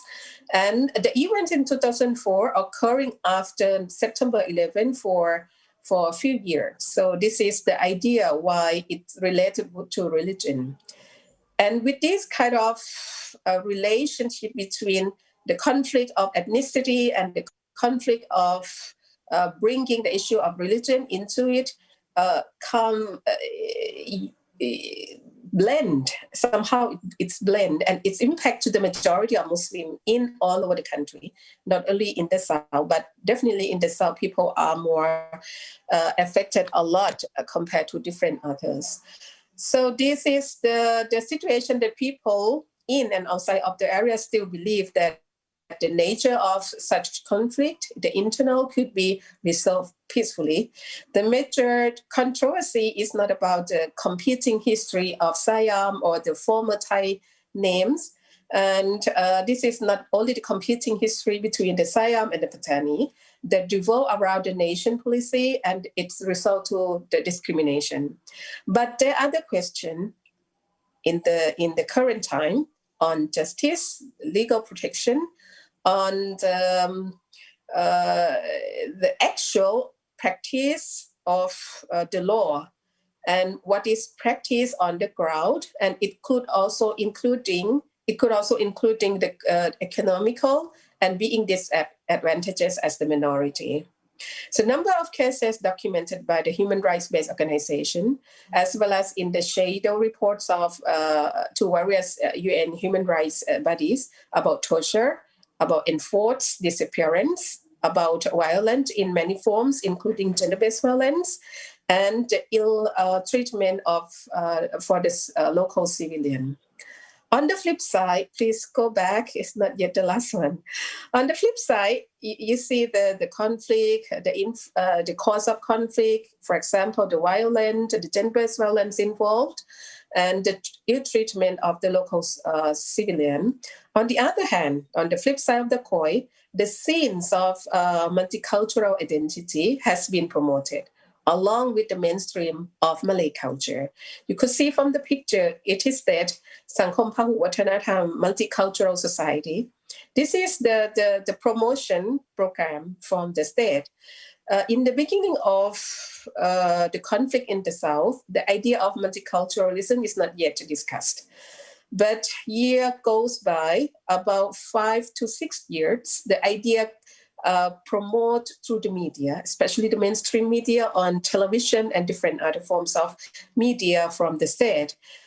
There are different organizations, international ones and local ones, try to study, try to promote the program, making advocacy to bring different phases of members to live together, to work together in one project. For example, the project that Ibu Ruby friends, my old friend, helped us in the South with a group of not only Muslim but also Buddhist as well as Sikh and Christian to get involved in one project on promoting women's religious leaders, or the capacity of women to interpret, at least to talk about Islam and try to eliminate violence against women, focus specifically on the issue of domestic violence. So this is the project that we still work on. And it shows that not only the government sector try to promote multiculturalism from different other angles, from different ideas and different other related circumstances. So by this flip side, the state and non-state actor try to establish the pattern of social tolerance and the stability that has been subject to the strain. So across the region, conflict between different groups and people with the long tradition of peaceful coexistence are increasingly in common.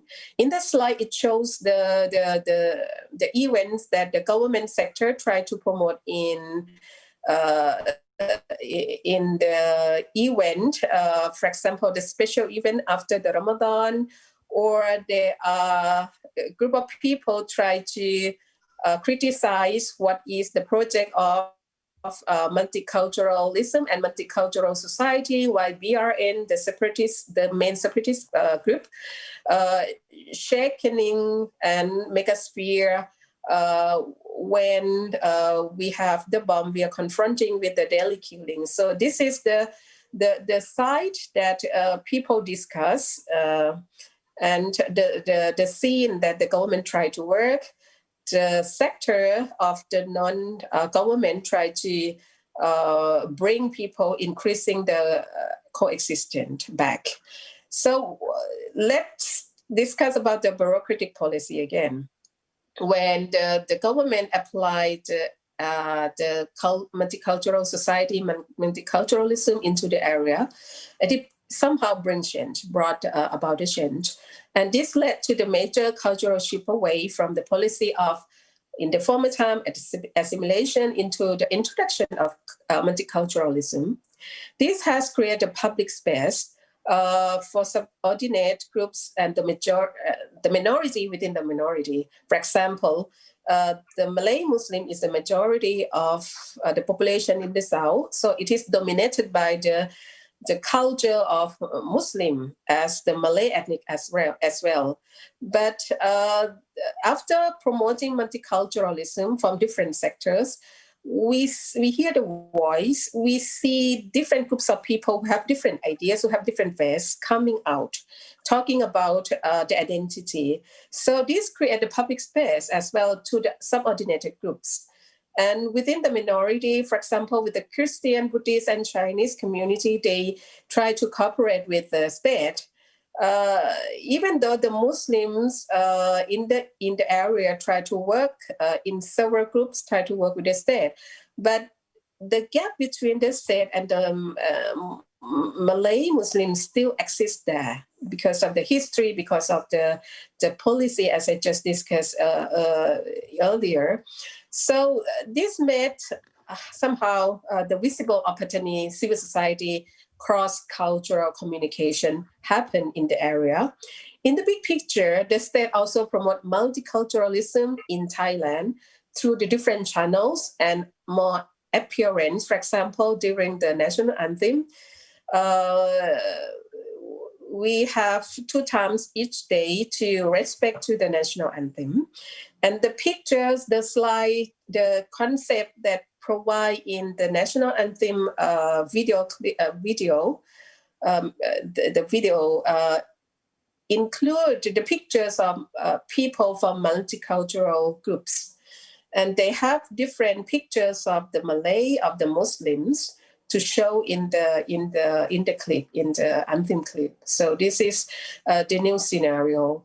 So I'd just like to go back a little bit to the theory of multiculturalism, not go to the details of it, but actually this is the idea trying to build up the foundational idea of the subordination group within the state, which is the common definition, common understanding among us, right? And by this definition, by this understanding, people have the rights to get accepted, and they also should be allowed to continue the existing of themselves without being assimilated into the majority of the culture in the society. So in Thailand, the state has somehow responsible and support the minority culture and minority groups for the sake of cultural diversity. With the social unity resting upon the foundation of the sameness, but rather put up on the foundation of mutual accept and among all kind of interaction among the interacting groups. So this is the new scenario that we found in the society. So other sectors as well. For this slide, you see the pictures of Patani Art Space, which is the big gallery. It is owned by a private person, but he opened the space for all. And the owner and the partner always having the activities, inviting not only people in the countries, but also abroad to participate, to enjoy, to discuss. And sometimes the military try to get involved, but with this space, the military are not much welcome compared to the public space organized by the state. While the picture at the right side is the picture of, I cannot see from my phone, but let me see. The picture of Patani Bazaar. Okay, the picture of night market. Can you finish in 2 minutes, please? Yes, I'm going to finish soon. So from this picture, you can see that this is the new thing. This is not this is not the old bazaar, but this is the new thing invented during the multicultural policy from the government. So I like to conclude that within the political instability, we know that there are almost every day protests in Bangkok and in different big cities. Bangkok is representation of the people, the young generation, question against and try to negotiate the future of themselves.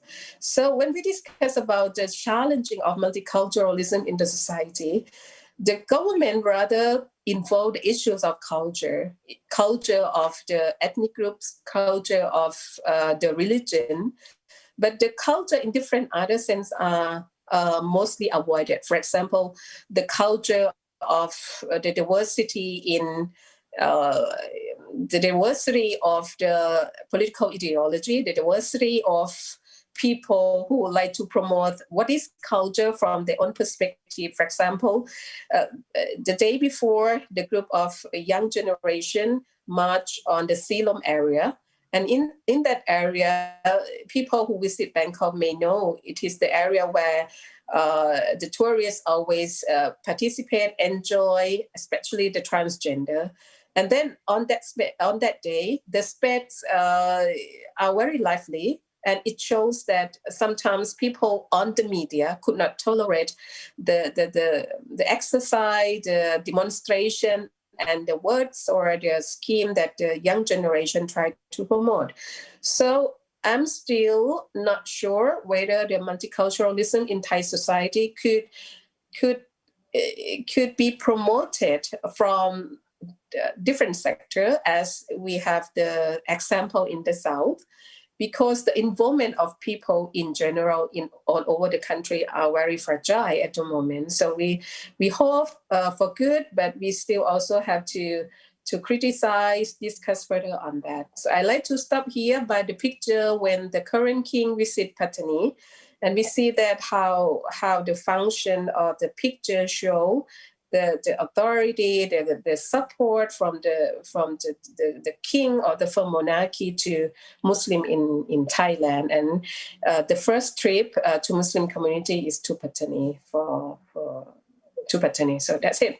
I think we will have discuss, and I'm very happy to have question from all of you. Thank you.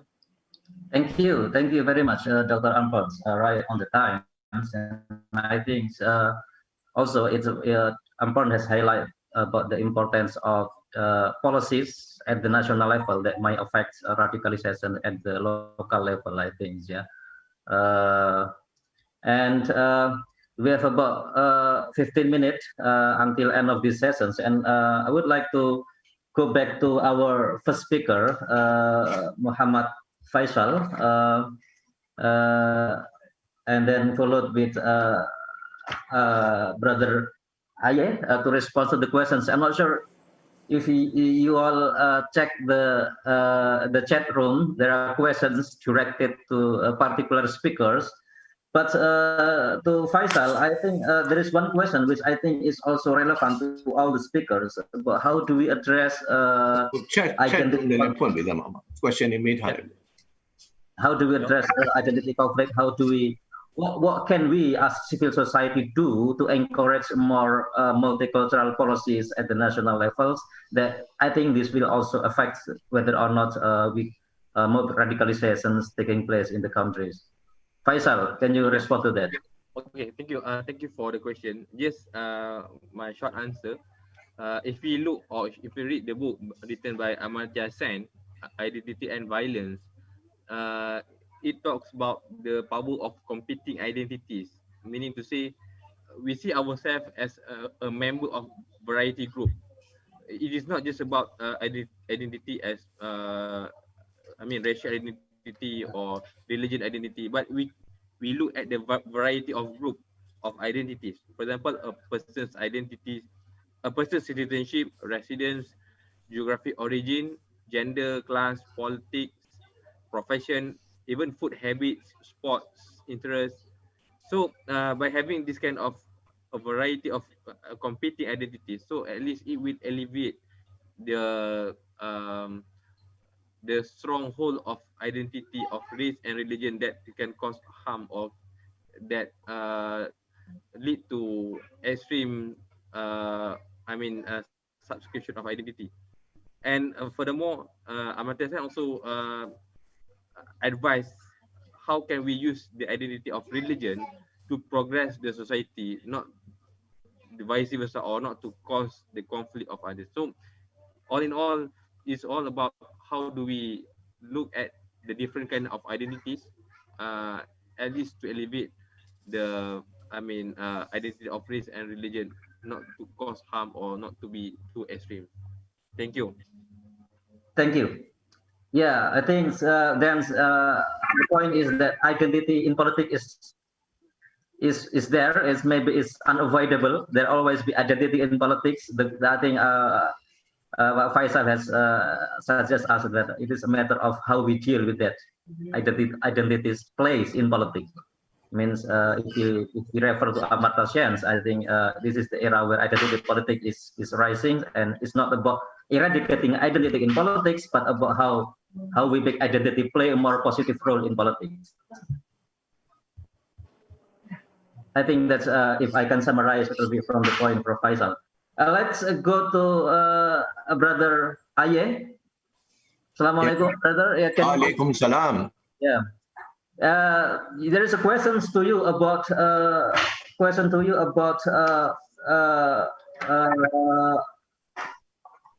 yeah, it's a quite also similar to the questions to the first questions about there is a questions about diversity of Muslims in Myanmar. There is a question. Let's start with this first questions. What is the how do ordinary Buddhists in Myanmar treat Muslim in general? There is, I think, something that we are outside Myanmar not really aware, because we are so much informed about the situation of Rohingya, and we learn from you that Muslims in Myanmar are not only the Rohingyas but also peoples from diverse religious backgrounds. So, how do the ordinary Buddhists, relate with the Muslims in Myanmar? Well, the majority of the Buddhists, especially at the grassroots level, they have a relationship with Muslims in such a way that we are neighbors. Muslims are not concentrated in one area like in other countries. Only in Rakhine, you will find Muslim enclaves concentrated in their villages. But in other part of Myanmar, we are all intermingled. But having said that, we should also remember that there are certain elements who are trying to politicize religion and trying to instigate anti-Muslim sentiment in order to gain their political agendas. So these attempts do not succeed, especially the result of this present 2020 election shows very clearly that although the opposition tried to use religion and try to project Islam as a danger to Burmese Buddhist nationalism, they failed. They failed miserably. The Buddhists voted for the government that is tolerant toward the multiculturalism. So I should answer that at the grassroots level, the relationship is quite warm and normal. All right. Thank you. There is a question about who play identity politics in Myanmar. I mean, I think you have mentioned about once political parties which actually exploited the issues of the threat of Muslims in Myanmar or the Islamicizations of Myanmar. I mean, do you think you see this narrative coming from one side of political forces in Myanmar, or it's coming from different political forces? Well, you should divide the country into two portions, one democratic and one undemocratic forces. Those people with this who are trying to whip up nationalism, they don't actually believe in the true nationalism, which is a very, very, what shall I say, the spirit that we should respect. But they are trying to distort the true essence and meaning of nationalism by trying to use as a political leverage. So we should understand that there are two groups, anti-democratic forces and the democratic forces. So the anti-democratic forces are trying to win the naive, close-minded, pious Buddhist majority in trying to portray Islam as a threat to Buddhist nationalism. But they are not successful according to the results that has come out. And day-to-day life in Myanmar, you will clearly see that we are living next door to those Buddhist brothers and sisters. We do have problems like in any social society, but never based on religion or race. Thank you very much. That's enlightening. All right, I will move to Ruby now. Ruby, there is a question to you about the reality that there are schools in Indonesia which require hijab for students. And I think this is a problem, especially if we're talking about public school. If it's an Islamic school, there's no problem because it's Islamic school. But if it's public school that requires students to wear hijab, what is the problem with that? Why does that happen? Yeah, one, I think, if you can contrast this during Suharto, for example, there was also prohibition of students wearing hijab in school or in. So that's now we are facing that a different way. The school imposed student wearing hijab. Even one of my friends' daughter have to talk to the principal that she would like to change her religion, because the school actually forced her to wear hijab, and that actually turning point for the school to think about the policy, and then including all the parents that also discriminated and marginalized her because she insisted not wearing hijab, though it is imposed in the school. And that actually bringing me to this answer that whatever the belief that we have, if it comes to formalization, it will go into one interpretation, and that is dangerous. Because in Islam, we are allowing multi-interpretation. And I believe naturally people different because there are a lot of narrator and of the hadith, or there are many school of thoughts that also having different interpretation. So when state actually picking it up and formalizing, and the state will question which interpretation that actually state have to use. And unfortunately, with the wave of the Islamism in Indonesia, the new wave, and also the populism in Indonesia, people feel that they need to be more Islamic, and they feel that this is correct to impose the idea into the public services. And I think I against with this kind of any policy or practices. All right. Thank you, Ruby.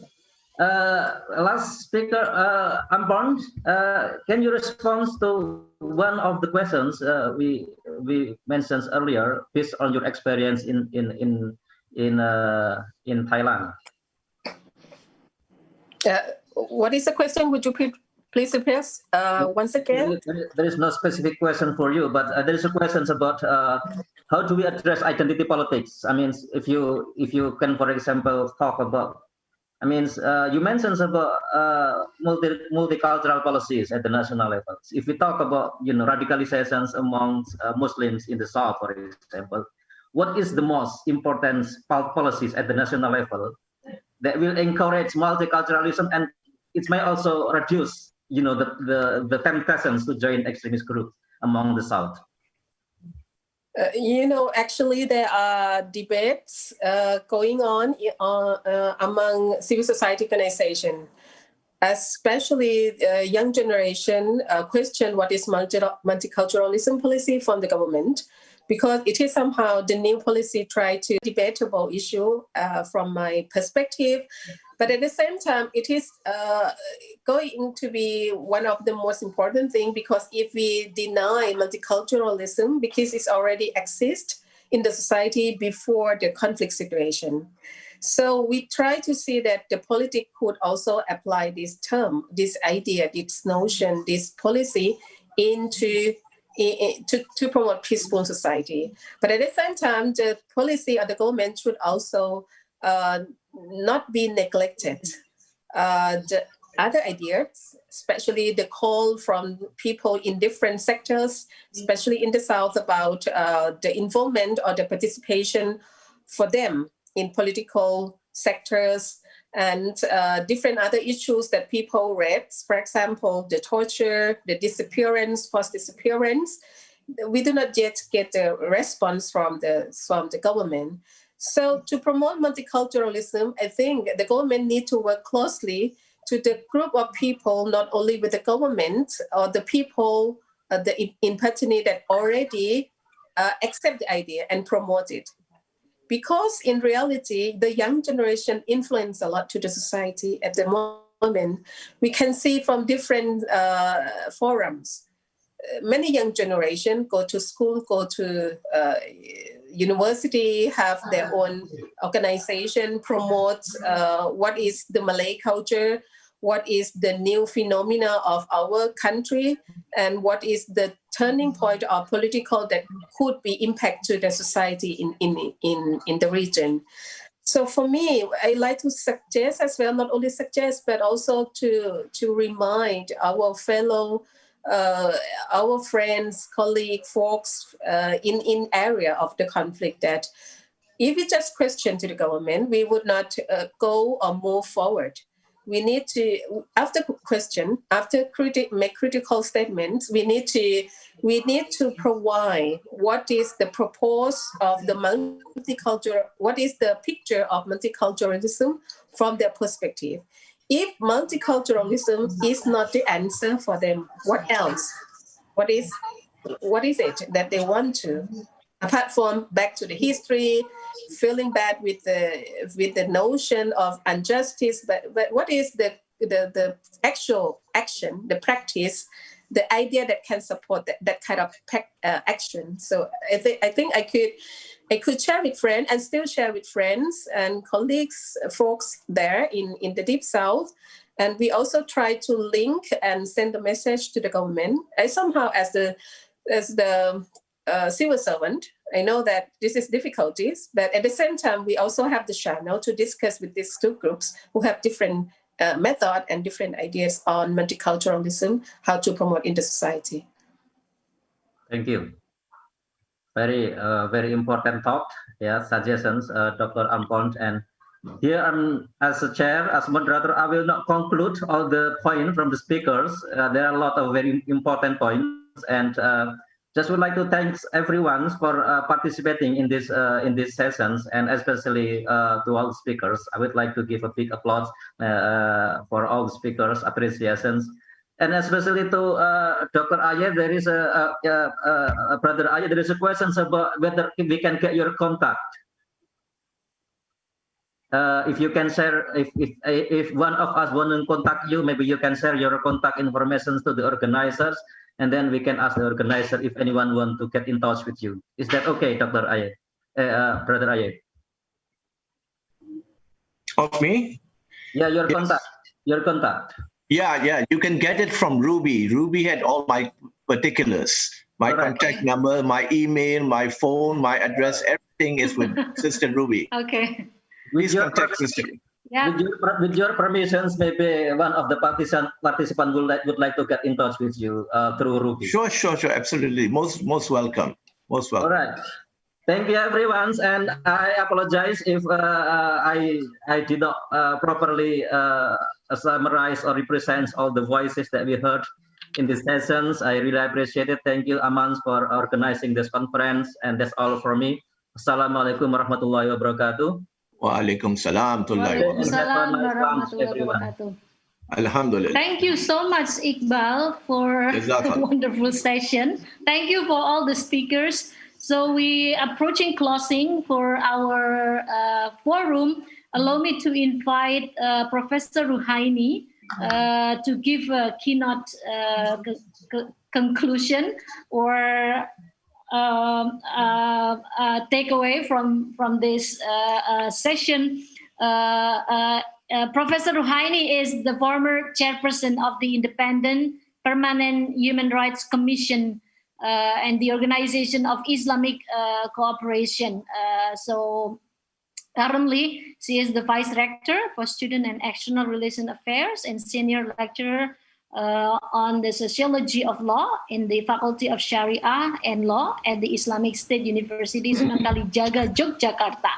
So the detail of her profile you can find on the book program, and if you're willing to get in touch with her, of course you can contact me whenever you want. So Professor Rohani, time is yours. Okay, thank you very much, Sister Ruby, and of course, very good afternoon, colleagues and speakers, resource persons, and of course, remarkable participants. Allow me first of all to extend my apology for not being able to participate all discussion, but listening, observing from the dialogues and also from the question and answer, I grabbed some of the very important developments and very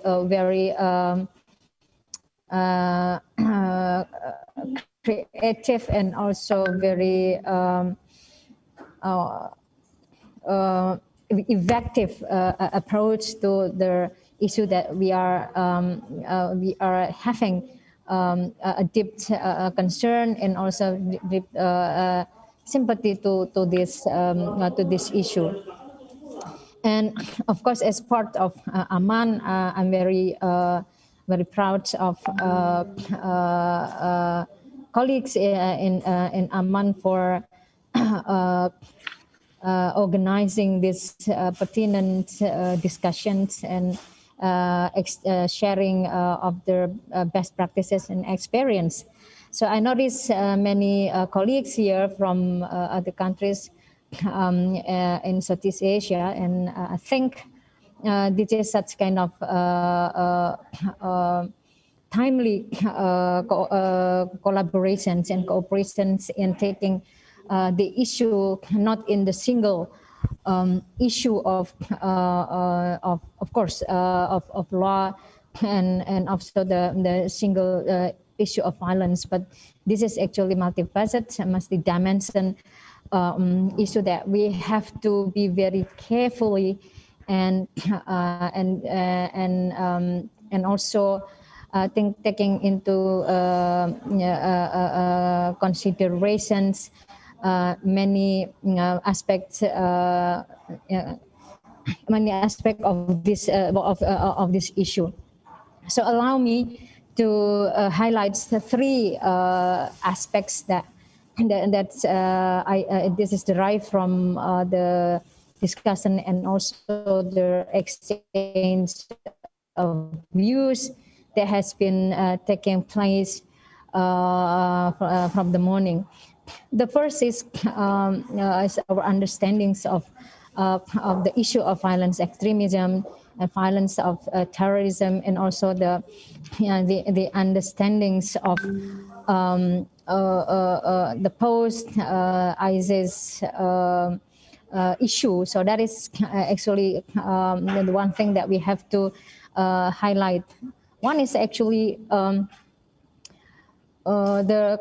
the root causes of this issue. We all notify this, that this is no single root causes. There is no single root cause. Yeah. So at first we were convinced that violent extremism is because of the social gaps in our society, especially the economic gaps and injustice. So the approach used in the first stage of dealing with violent extremism is actually how to elevate or how to improve the distribution of the economic benefits. Yeah. But suddenly we are shocked by the facts that violent extremism is also done by the middle class. So, I mean, the issue of economic marginalization is not the single root cause, and also also adding to the root causes is also the intellectual, the university students, the university professor involved on this. So this really takes our attention to the multifaceted of this issue that I think has been comprehensively and thoroughly discussed in this forum. And the second is why Islam. Of course, some colleagues has touched upon this issue. Yeah. But my observation is in the three aspects.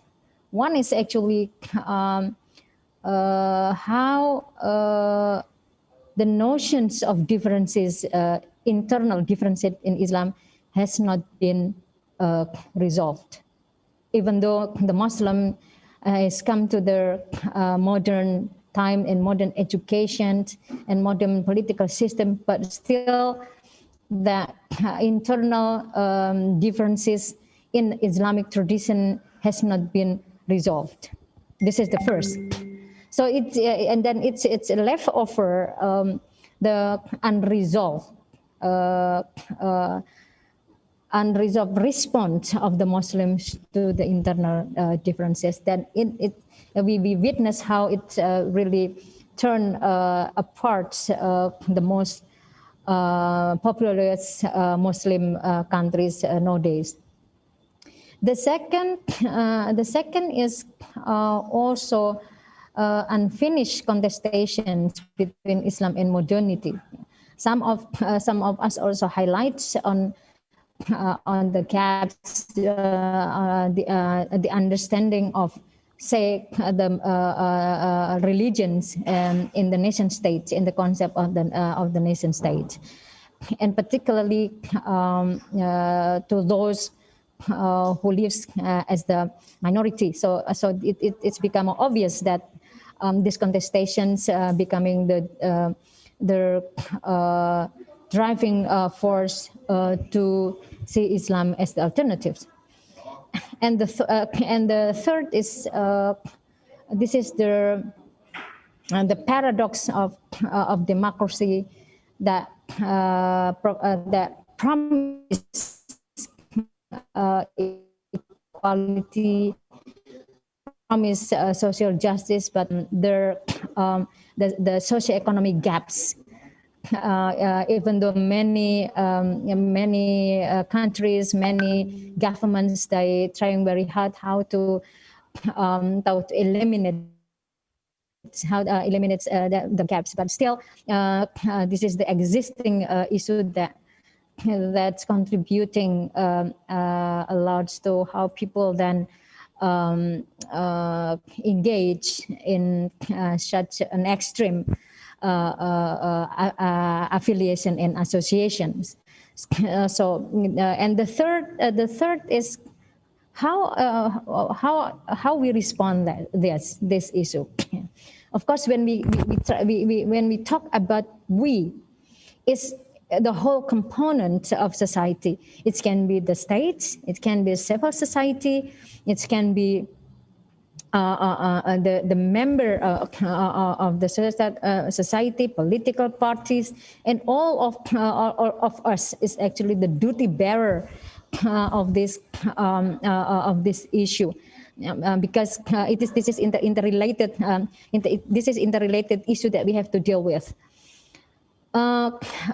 And the third point is closely related to the current issue on how we cope with the post-Syrian issue that is still need our serious attention, because up until recently, I am now served also as the senior advisor in the executive office of the president of the Republic of Indonesia, and we still also encourage the related ministers and institutions to to give the constructive solutions to our fellow citizens who engage in the movements in Syria.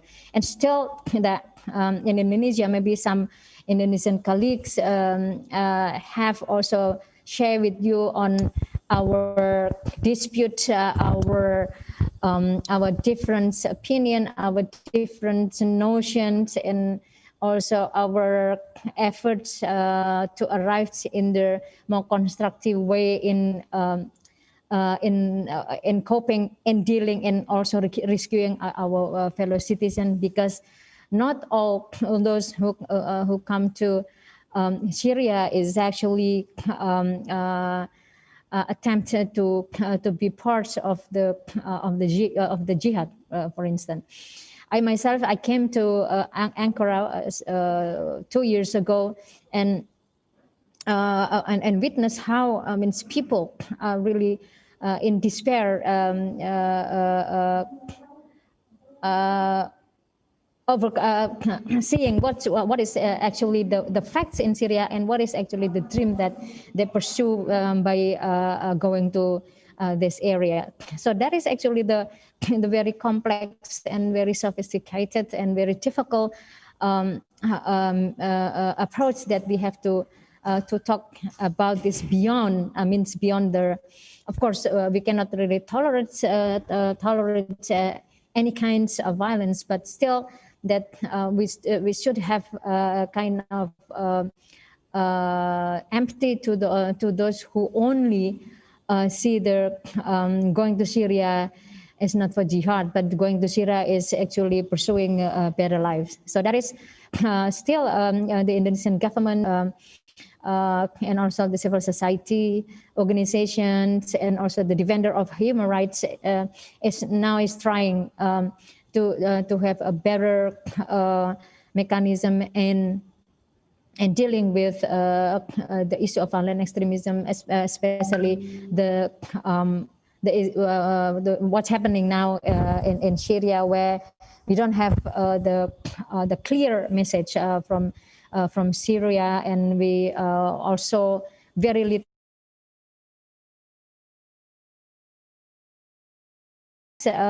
Our colleagues in Indonesia is also encourage the governments actually to take several stage. It really very useful consideration and useful input and contribution from our civil society organization and also human rights defender. And we are quite grateful in Indonesia that under the leaderships of President Jokowi, we are able to establish very constructive, very amicable relationship between the governments and civil society organizations and human rights activists, so that the decision made by the government is consulted to our fellows, especially in a very delicate and very sensitive issue. So Indonesia, for example, now is still in negotiation as whether we will take only the children coming back to Indonesia or also the women, and how to handle the foreign fighter. As we also cognizance that the Security Council is not passing yet the resolution how to deal with the foreign fighters in Syria. So that is actually things that in Southeast Asia we have to encourage the governments to take a very effective and also a very constructive decision in dealing with this with this issue. Yes, we combating violent extremism, but still we have to protect the dignity and also the rights of the innocents, the women, the children who are persuaded to come to such area. So that this is the things that still needs our serious attention. And the second is also how to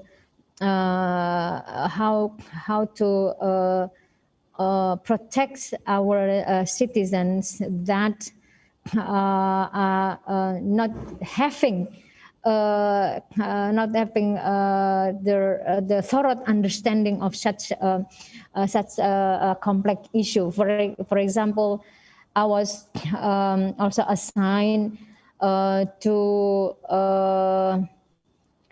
study actually and to study about the donations made by our sisters, our sisters working abroad, our migrants workers in many places who voluntarily donated to some organizations which is then indicated having close relations with organizations with ISIS related groups.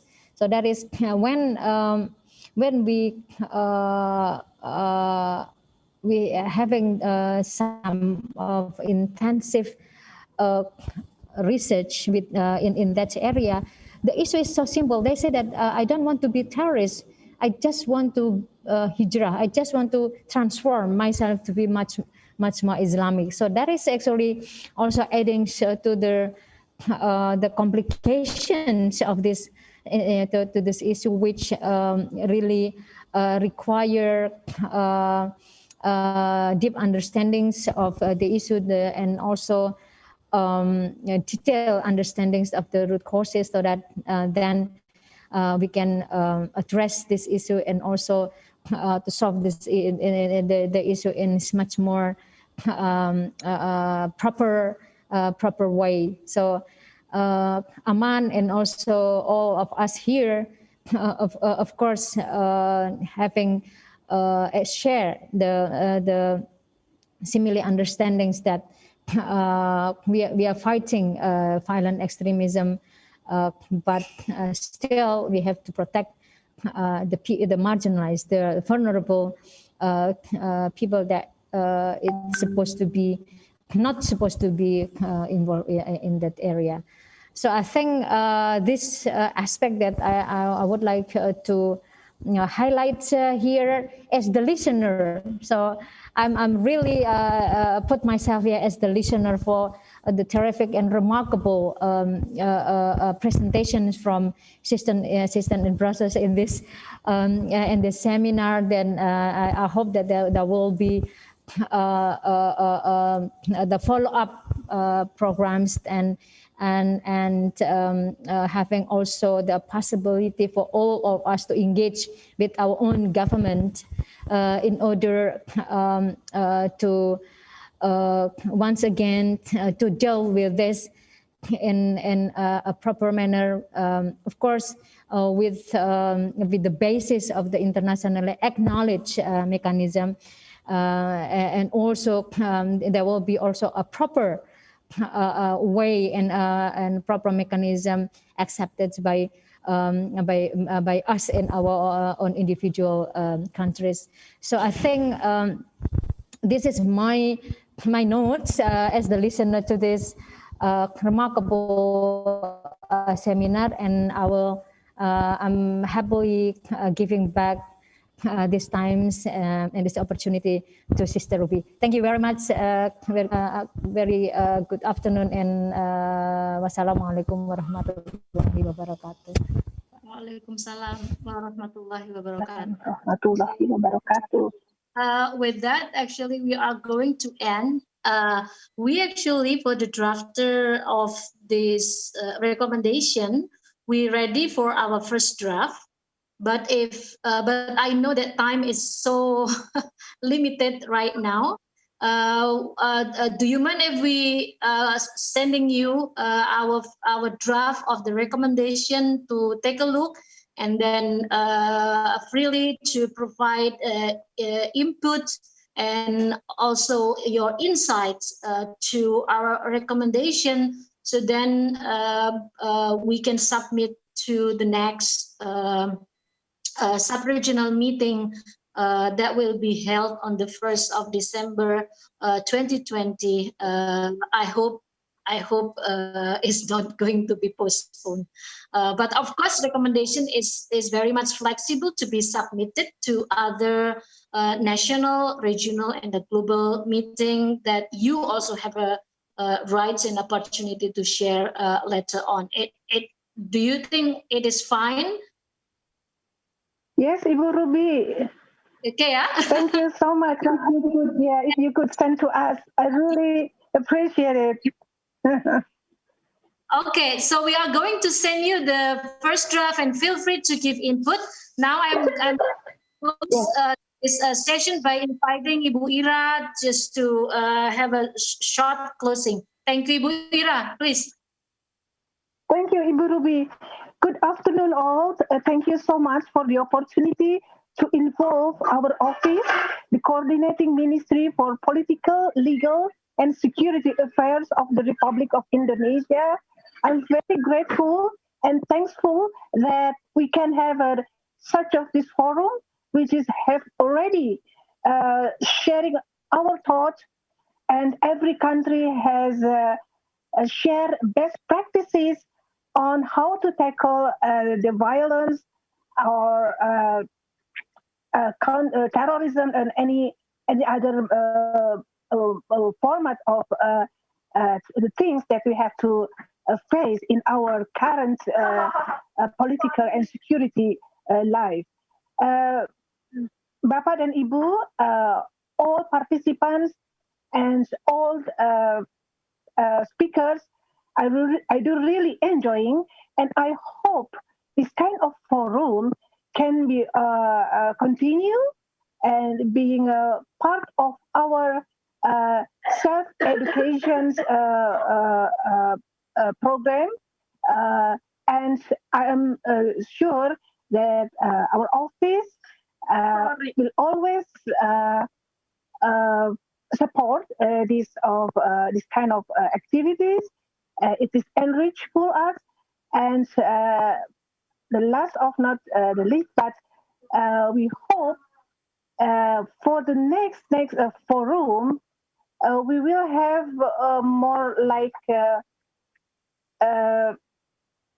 you see the better preparation. It means like pre-seminar. So we will prepare the subject in a better way, because the situation now is we're facing a challenge is COVID-19. So we will meet only in webinar. So it's not the same like if we see physically in a forum like last year we did. So again, and thank you for the opportunity to join with you. Really enjoying, and all these inputs we are paying attention. And on behalf of my assistant deputy, Bapak Pribadi Sutiono, he says sincere regards to all of you, and congratulations for Aman as well to have this good forum. Terima kasih, Ibu Ruby. Thank you so much. Happy to enjoy to work with you. With that, I'm concluding this forum, and on behalf of Asian Muslim Action Network, we express our appreciation for all the speakers, moderators, as well as audience, very active audience, and we are looking forward to seeing you to another forum. Have a good day, have a good rest, and goodbye everyone, and hopefully we can see you in a good health. Thank you so much. Wassalamualaikum warahmatullahi wabarakatuh. Waalaikumsalam warahmatullahi wabarakatuh. Thank you. You.